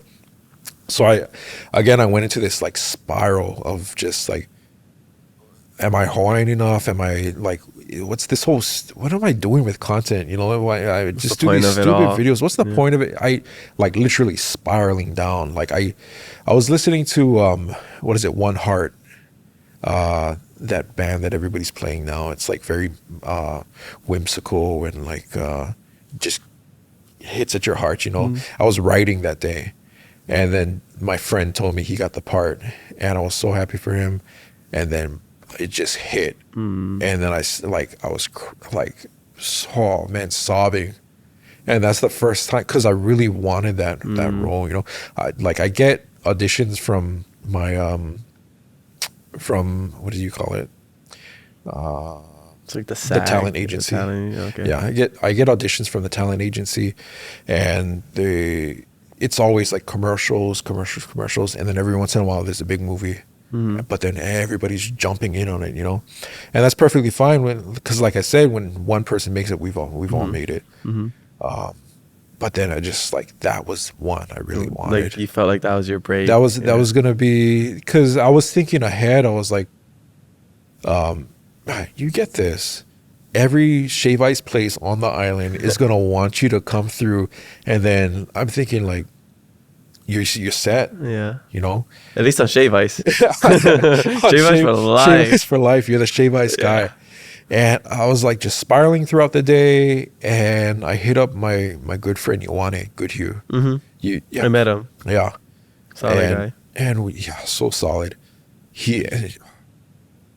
I met up with him at CPK, and we was just asking. I was showing him my pitch deck for this movie I wrote, and he's believed in that. He's believed in me ever since he read it. But we're at CPK talking, and you know how you put just the mask on, and you're just like, oh, yeah, everything's fine. And then it just hit, and I was just sitting there at CPK like crying in front of him. And he shared this quote, and I've heard it before, but I just needed to hear it at that moment. He said that comparison is the thief of joy.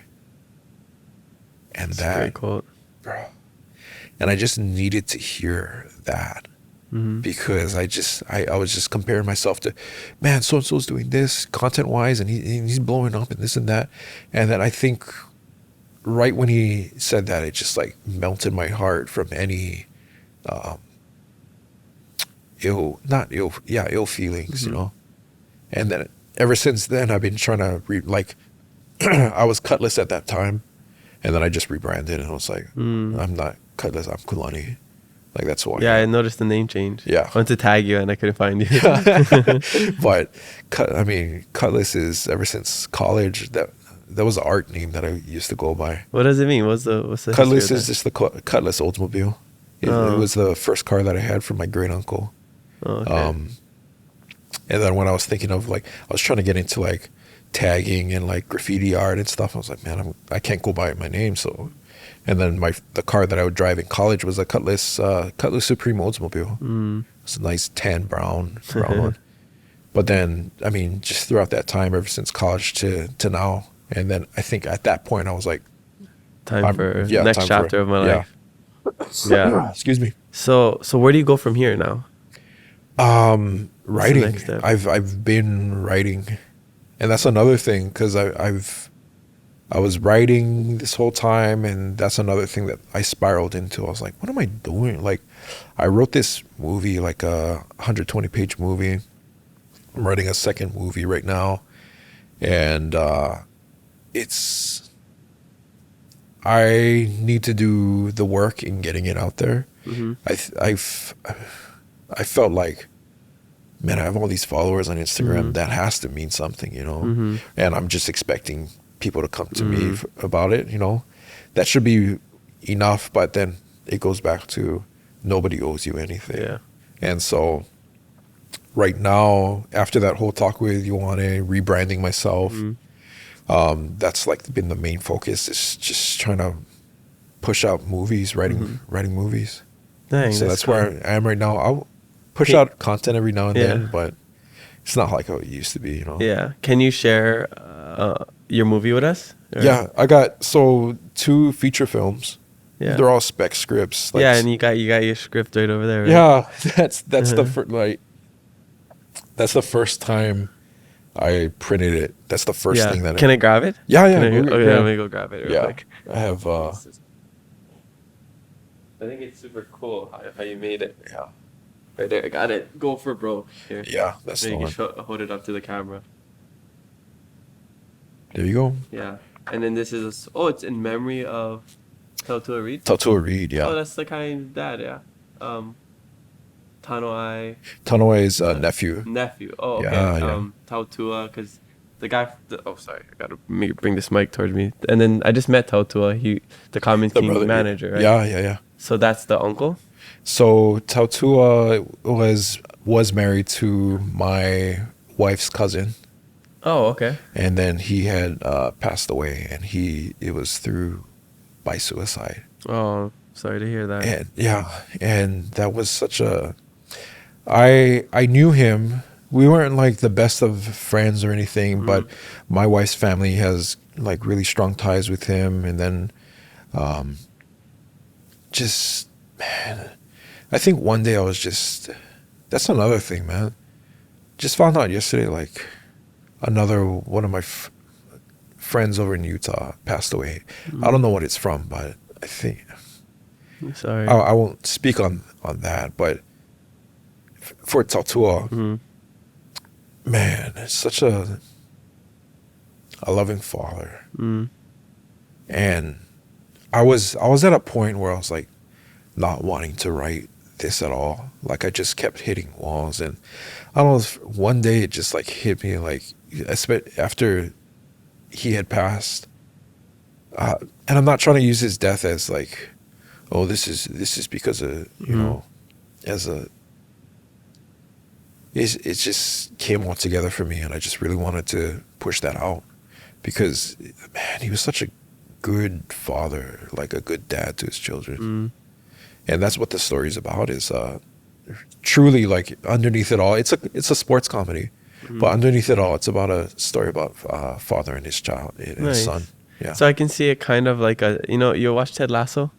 Yeah. So it's kind of like sports comedy, but they have these moments that are so captivating and just grab at your heartstrings, and you almost want to cry, laugh, like all these emotions come at you. So is that kind of the theme of it, the like premise, the vibes? Yeah. So it combines the culture of Polynesia and then the culture of football, American football. Nice. Which is kind of entwined together, even though it's more of like a rugby is the main sport. Yeah. And then so it just combines those two. It's the main character was a former all-star football player at a college. Had to come back to take care of his family, and then there's open tryouts for Hawaii's first NFL team. And so that it's kind of like a mixture between the Mighty Ducks and the Replacements. Nice. Just but Polynesian, I love it. I can't wait to see it. Yeah. So right now you have to get this picked up. Is that what's going on? Yeah. Is that how So it works? it's spec script, speculative. What else? And like my dream is to get it to $7 Productions. Okay. Oh, you got like pictures and everything in here. Yeah, bro. I went all out. What is this called? So it's a pitch deck. Pitch deck. Yeah. Go for it, bro. Yeah. That's the working title, and it would be, my goal is to pitch it to $7, because I mean, everything that $7 represents, especially with Dwayne Johnson, is if you think of Polynesian football, the first person you think of is Dwayne Johnson. Yeah. So it just hits the nail on the head for me. Yeah. Dwayne Johnson being the head coach of the team that gathers all these Polynesian misfits from the tryouts and stuff like that. So that's, I mean, without going too much into it, that's what it's all about. And I've had like the opportunity to speak to so many people about it, and to sculpt it, and to like dwindle it down. I think this whole thing is like right here came out to 146 pages. Yeah. That's way long. And so I shortened it down to, I think, 118 pages. Okay. After I had the opportunity to speak to Pa'a, which is Jason Momoa's writer. And man, he just hit the nail on the head with me, and just told me straight up, he like, because it took me forever to write this, and then I finally found it in me through like Tatua and his life, to like finish it, and then Paul was like, why did it take you so long? And I was like making all these excuses, and he basically told me, he was like, nobody cares why it took so long for you to, like, you gotta get it done, and then he talked about like fourth dimensional thinking, which is basically like, what is the life that you're trying to live, and just basically live it. So what is it that you're trying to be? I'm trying to be a writer.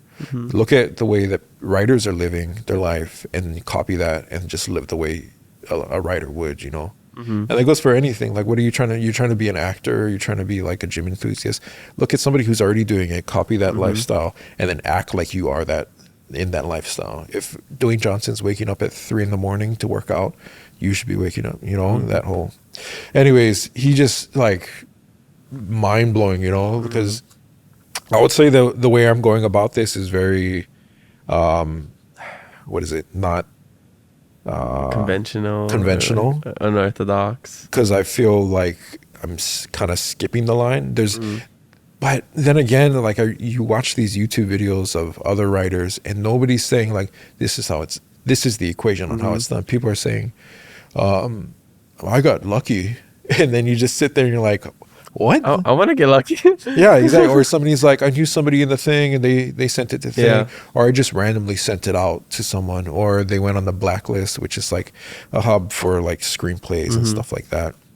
Which I did put it on the Blacklist and got a 7 out of 10 the first time, and an 8 out of 10 is like supposed to be really good. Wow. So like, and then I was like, I'm not gonna, because you have to spend money to get it reviewed and looked at. And I was like, I'm good with 7 out of 10. Yeah. It's not gonna.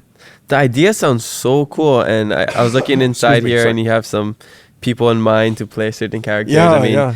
Dwayne The Rock Johnson would be crazy. I mean, he owns the XFL, so I mean, it Exactly. makes If you a look lot at of sense. the last page towards the ending, it's like they have such good ties with the NFL. Yeah. And with the resources in his back pocket of the XFL, Even if you could- stadiums, Yeah. pads, and all that stuff, you know. If you could get some of the Polynesian NFL players to Straight up. play John Ursula, There's I have Phil Hokel, Braden Phil Hokel. I think. oh my gosh, Braden, yeah. And I went to church with him. He was yeah. like, so I have Max Holloway and Yancy Medeiros written into it. Just a small scene. Oh, just like a guest appearance. kind of thing. Guest appearance. I have hopefully Jason Momoa and Keanu Reeves. Yeah. Like if they can get this is all like again What about speculative. Rob Schneider Oh saying my like, gosh, reprising his role. yeah, the group hug in the shower tonight.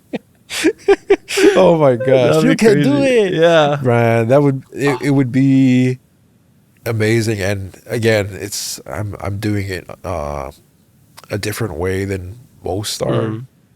But man, I've reached out to I feel bad because local style, it's like you don't want to ask anybody. Yeah. I've reached out to Tanawai and I've reached out to the Comic Kings because I know they have connections and stuff like that. But then again, nobody owes me anything. Yeah. And I understand that. So if there is like a second guess or anything like, or no response, I'm perfectly fine with it, you know. But I'm just trying to go through the connection line and see if Connections. Work through the connections. yeah. Stronger. Yeah.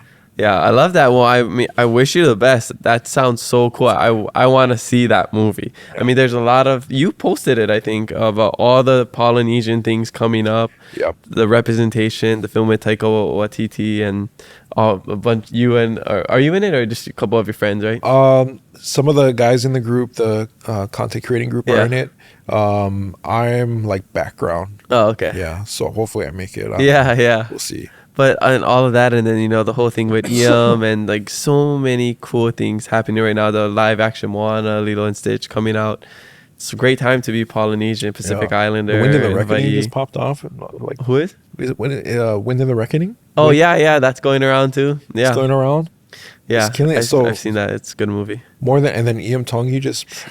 I mean, at the time when I posted that, he was competing and he was doing really well. Yeah. And then he just won it. So it's just like even more so, the floodgates are about to open for Polynesia, you know? For sure. So I feel like hopefully this right here is like something that they can. It's the golden ticket, hopefully. I hope so. Yeah.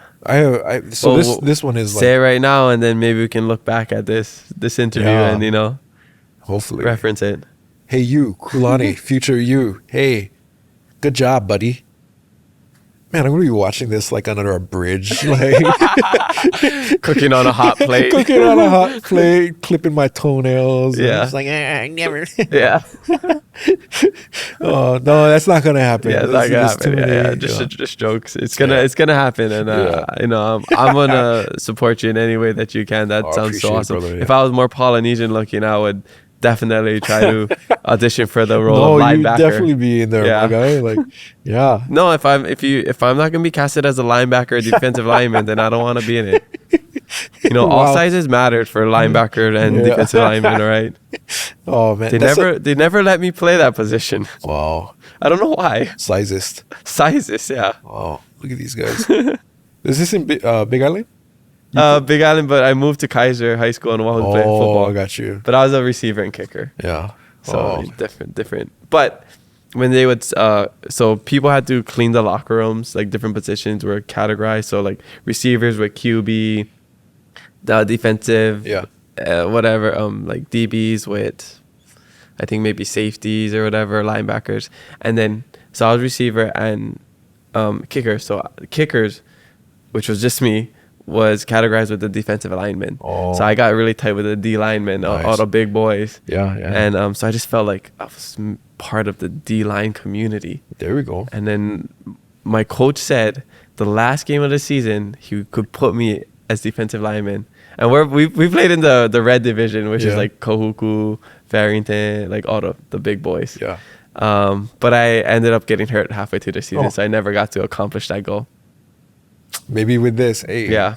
Maybe. If you could write like a character that's like, you know, like the Rudy kind of story. Yeah. Oh, Rudy. like put me as like I'm just a water boy maybe, and then you put me defensive lineman because somebody gets hurt, and then I make I don't even like. Maybe I get like hit back and try to make a tackle, but it looks like I'm going to make the game-winning tackle. But like I get hit back, and as I get hit back, my leg comes up and it kicks the ball out of the guy's hand. So they fumble, and then somebody else from the team runs it in. You've had a lot of time. I feel like you've thought about, like, before you go to sleep, that's one of those things that you think about. I never played football in high school. And like each time I go to bed at night, I'm like, man, I could have like killed it if I just had something. I feel like that's what this whole thing is for you right now. This is actually why I brought you here today. You've replayed this in your mind a lot. I'm gonna be honest, I haven't. I'm just very creative like that. No, I don't think so. I don't think you can pop off the fly like that. No. Oh man. We'll see. Just gotta make sure my journal's not around here. No, but yeah, in all seriousness, I hope that gets picked up, and I would love to see that, you know, even if it's on the indie circuit, whatever, you know, as big as Hollywood, whatever. Just because I think it's a great idea. I'd love for it to go Hollywood. I feel like it has that potential. I just like writing all these skits and stuff, and I was like, I might as well put it to good use. And definitely. And so it came out. And then the other movie, I was telling you about it, the Dodgeball, but for Hulu. Yeah, that's one I want like locally done. Yeah. I've been talking to some people about it, so. Yeah, well, let us know how we can help in any way. Oh, thank you. Super stoked. I'm all about supporting local in businesses and people. Keep it aloha. Yeah, keep it aloha. Okay. Well, we're coming to the back end of the podcast, and I just want to ask a few more questions. Like, what is something you wish people knew about you that they don't? Third nipple. Nah, that's joking. Prove it. It's in a place where I don't got a third nipple. I'm tall in person. Yeah. When I meet a lot of people in public and they come up to me, be like, "Oh, you're taller in person." Yeah. It's like because they just see like the top half. Yeah. So I think they think I'm like 5'6" or something like that, maybe. But they see me and they're like, oh, or I don't know how they can mistake that, because I like do videos next to David, who's like 6'5" or 6'6". Yeah. And I'm just kind of like that, not too far off from him. So yeah, I guess I don't really think about that. Yeah. Yeah. So if you see me in person, I'm tall. Taller than you think. Taller than you think. Yeah. Width and height. Yeah. Okay. So what is a question you wish I asked today? Oh man. You covered everything.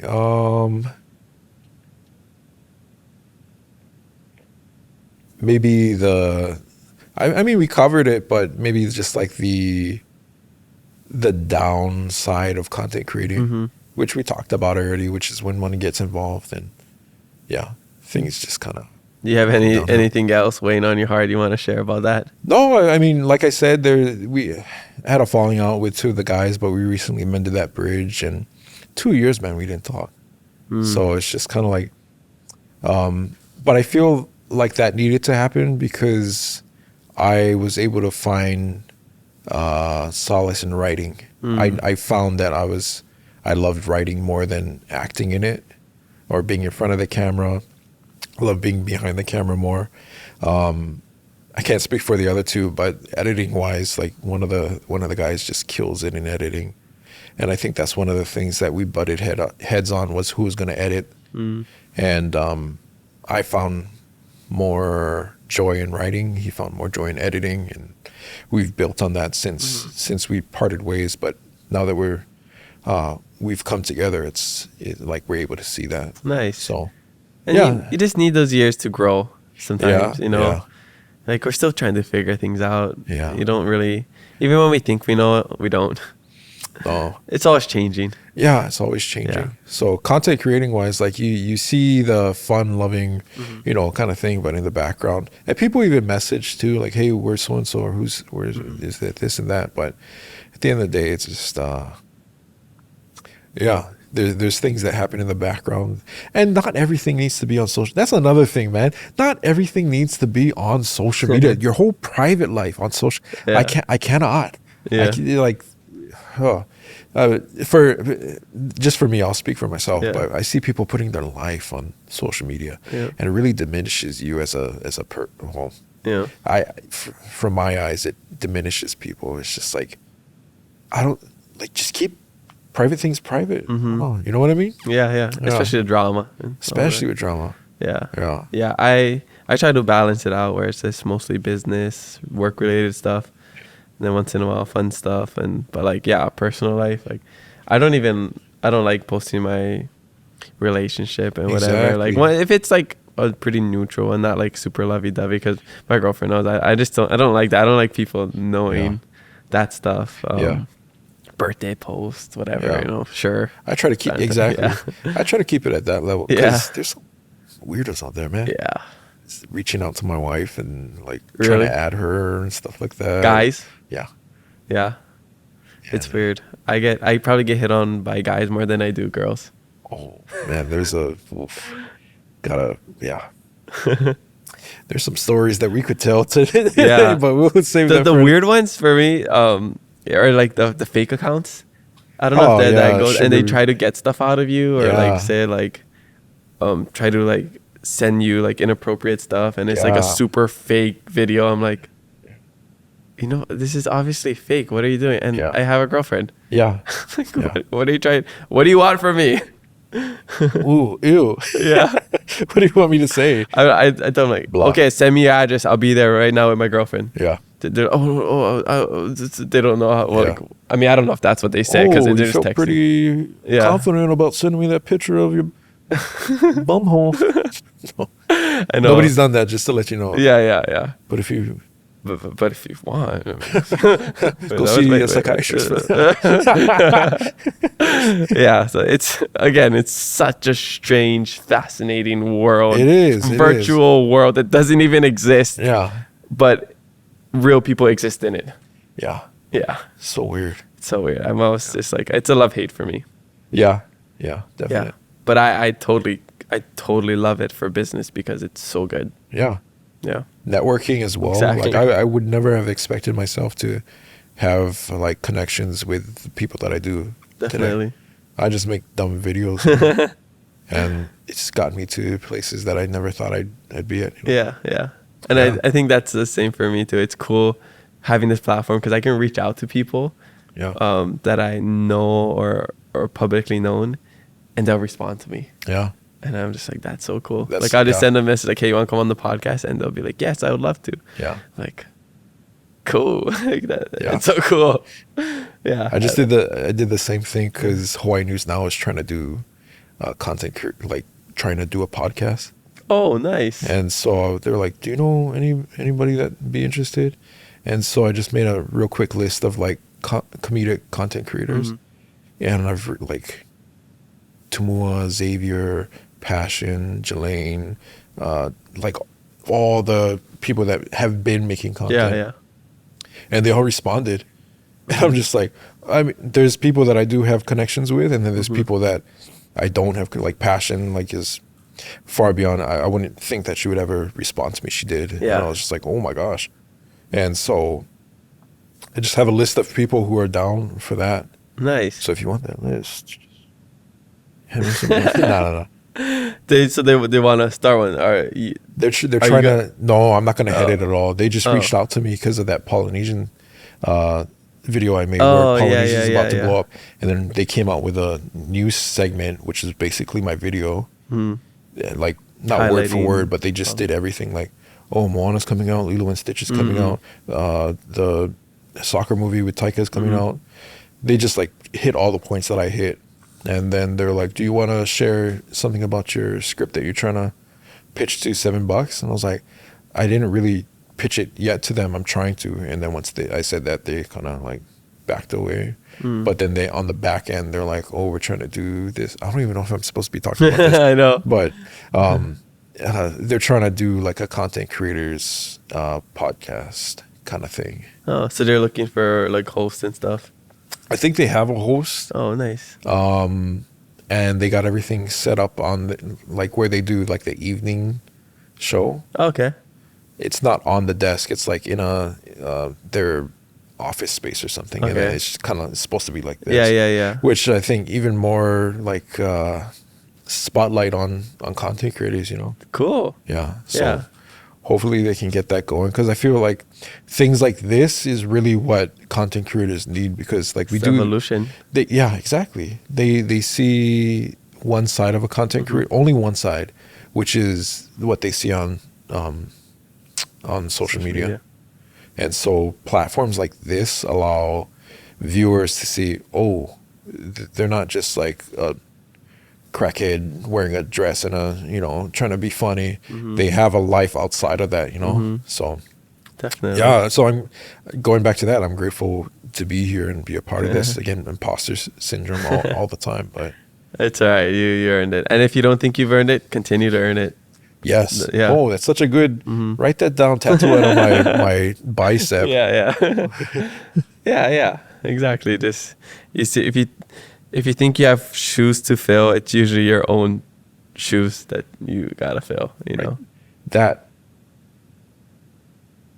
Yeah, and you just grow bigger feet. I don't know what to do. Yeah. Buy bigger socks. Buy more socks. I don't know. I gotta go online to buy it. Yeah. All right. So almost pow. My laptop's gonna die. Oh, sorry. It's totally fine. So I know you got your future goals with the screenwrite, the writing, the movies. Anything else that are coming up you're excited for?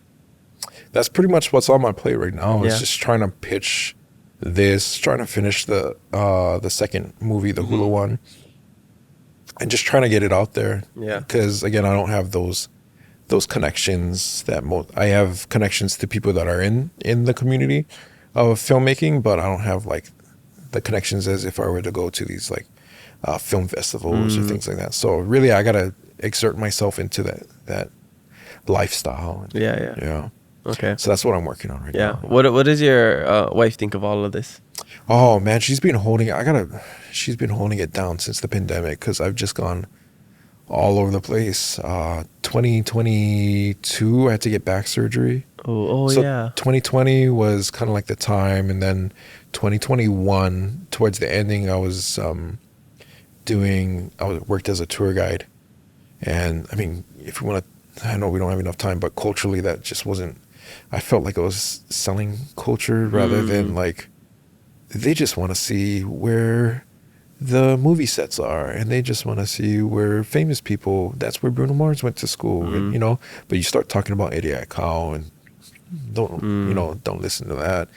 Anyways, where was I going with that? We were talking about Your wife. my wife. She's been so that happened. My back just went haywire because of certain things, and she held it down throughout the pandemic. I was door dashing. She's just been killing it, man, and I'm just, like forever, because I don't have a job. I've been looking for work, and I'm just like, I have this bad taste in my mouth for doing a 9-to-5, man. And I know it's so selfish of me to think that way, because she's been killing it, man. Like, just taking the reins and like absolutely killing it. And I'm like, over here, I wrote a funny line in my screenplay today, hon. And she her belief, man, if there's anything that can make me cry, it's her belief in me. Because there would be times where, like, that whole spiral, I came to her and she just held me and said, like, I believe in you. And man, that just, fulfills everything. She, right now, man. Yeah. Mamo? Mamo. Yeah. Shout out to you, Mamo. Yeah. She's been You're awesome. holding it down, man. And I love you for that. Oh, awesome. I love that. Oh, love it. Get you someone who believes in you. Yeah. Because we have our fights about like me not working, and but then it just comes down to like, man, if you can get someone who, just one person that believes in you, man, that's the greatest feeling. Because your heart, you go throughout life just like trying to find something. I've been going throughout life trying to find that one thing, you know. And I feel like writing has everything that I've done in life is just pointed to writing. Like as a little, I thought back on it and I was like, I've been writing as a little kid. I've been doing stupid little skits when I was a little kid on the camcorder, the handheld camcorders, all the way up until like graphic designing. Like I did that whole pamphlet thing. Like, anyways, just, and then you get to a point and it's just like, nobody, like people believe in you, but it's just like the certain people that you need. Yeah, certain people, and my wife, man. So just again, man, my wife is a goddess, man. Like, Awesome. Yeah. Oh. I can't tell that to her face, but you can say it on here. Because still short this part. Hold on, let me tell you something. Hey, baby girl. Baby girl, let me tell you something. No. Awesome. That's beautiful. Mahalo for sharing that. Yeah, thank you for asking that. Yeah. I know. I didn't expect us to get so deep on today's podcast. I love it. Yeah, I funny guy, but at the same time, it's like there's things happening Layers. in the background. He's like an onion. Yeah, I smell like one too. So come on, that's what like, the smell was. I thought that was outside. Oh man, sorry. Yeah, smell. Okay, so before we wrap up, we gotta know, what is your life hack? Oh, life hack. Hardest Hawaii, the syrup. Have you ever heard of them? It's like the shave ice syrup. What is it called? Harders. They do like the green river drinks. Okay, Yeah. Okay. So they have all kinds of syrups. Choose you know all those butters at the swap meet? It's like lily koi or strawberry guava. All you gotta do is go over to and I'm not trying to like put them on or anything, but I did this one time for a video. Go to their website, look for a flavor that you like, strawberry guava or lily koi.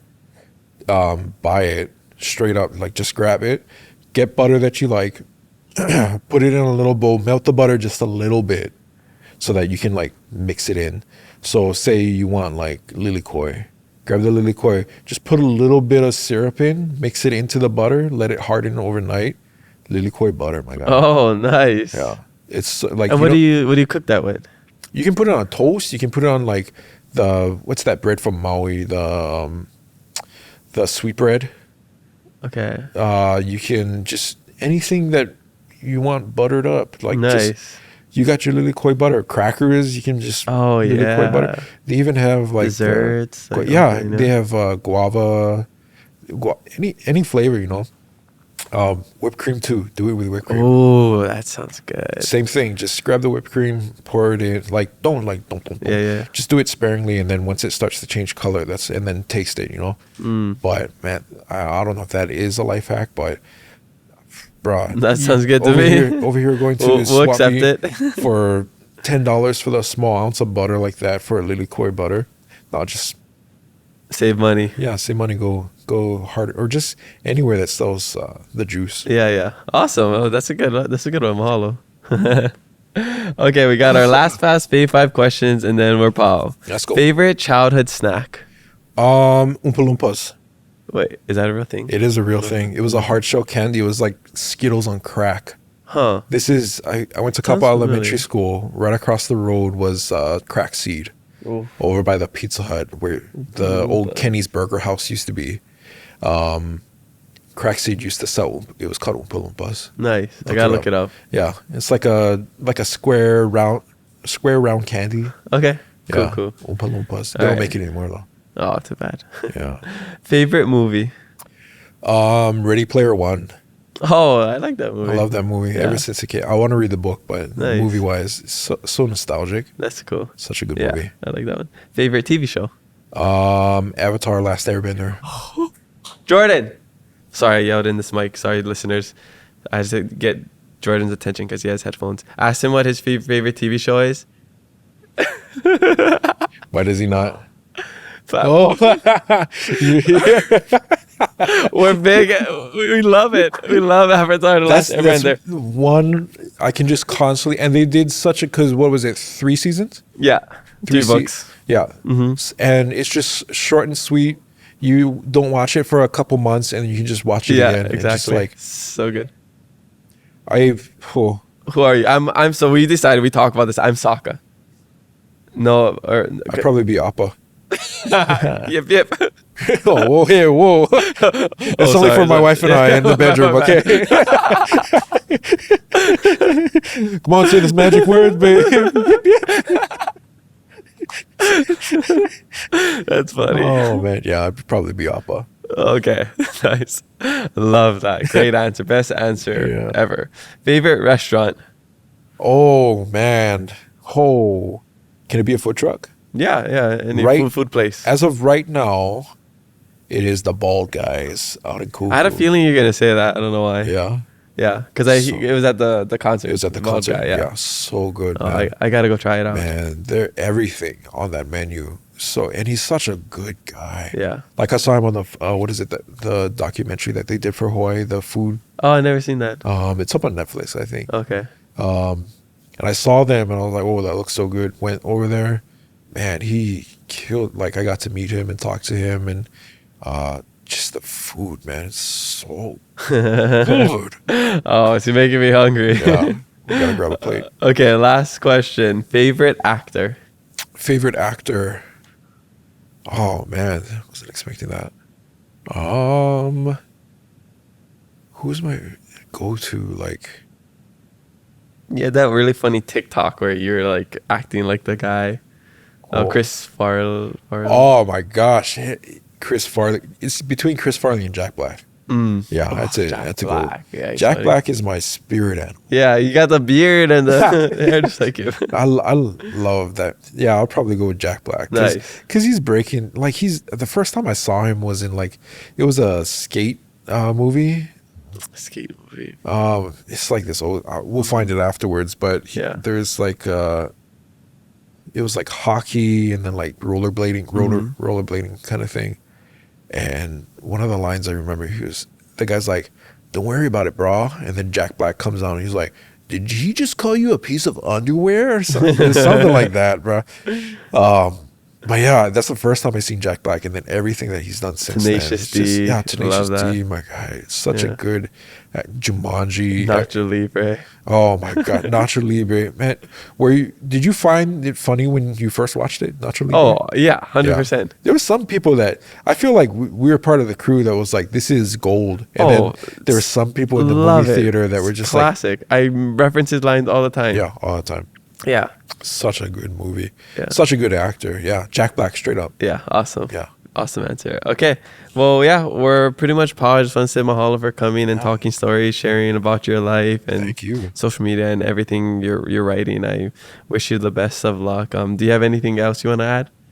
No, thank you. Like, whatever I said, I can't remember what I said today, but I blacked out for a second. Yeah, but whatever I said, there's no ill intentions. I love supporting local. I love all content creators. Oh, last thing I want to say is, if you have a grudge against somebody, reach out to them. Or if there's something where like you guys aren't speaking, just be the bigger person and reach out, and then like mend that bridge, bro. Because like recently, like I said, the last 2-3 weeks, been able to just mend, and it feels so good. I don't know how they feel in there, and like I told them to just let everything out and tell me like if there's, but just do it. Like read like, bruh, life's too short. Yeah, Awesome. reach out. Okay. Well, I'll go reach out to Victoria Justice. She hasn't been responding to my DMs since 2006 or something. Whenever Dang. Victorious came out, whenever Zoe 101 Oh came my out. gosh. Yeah. Okay. I stopped messaging her as soon as I got with my girlfriend. That seems like a probably good idea. Yeah. good Okay. idea. Yeah. So maybe that's an exception to not Reaching out. Okay. Yeah. Well, if I you, got oh my gosh. Good stuff, man.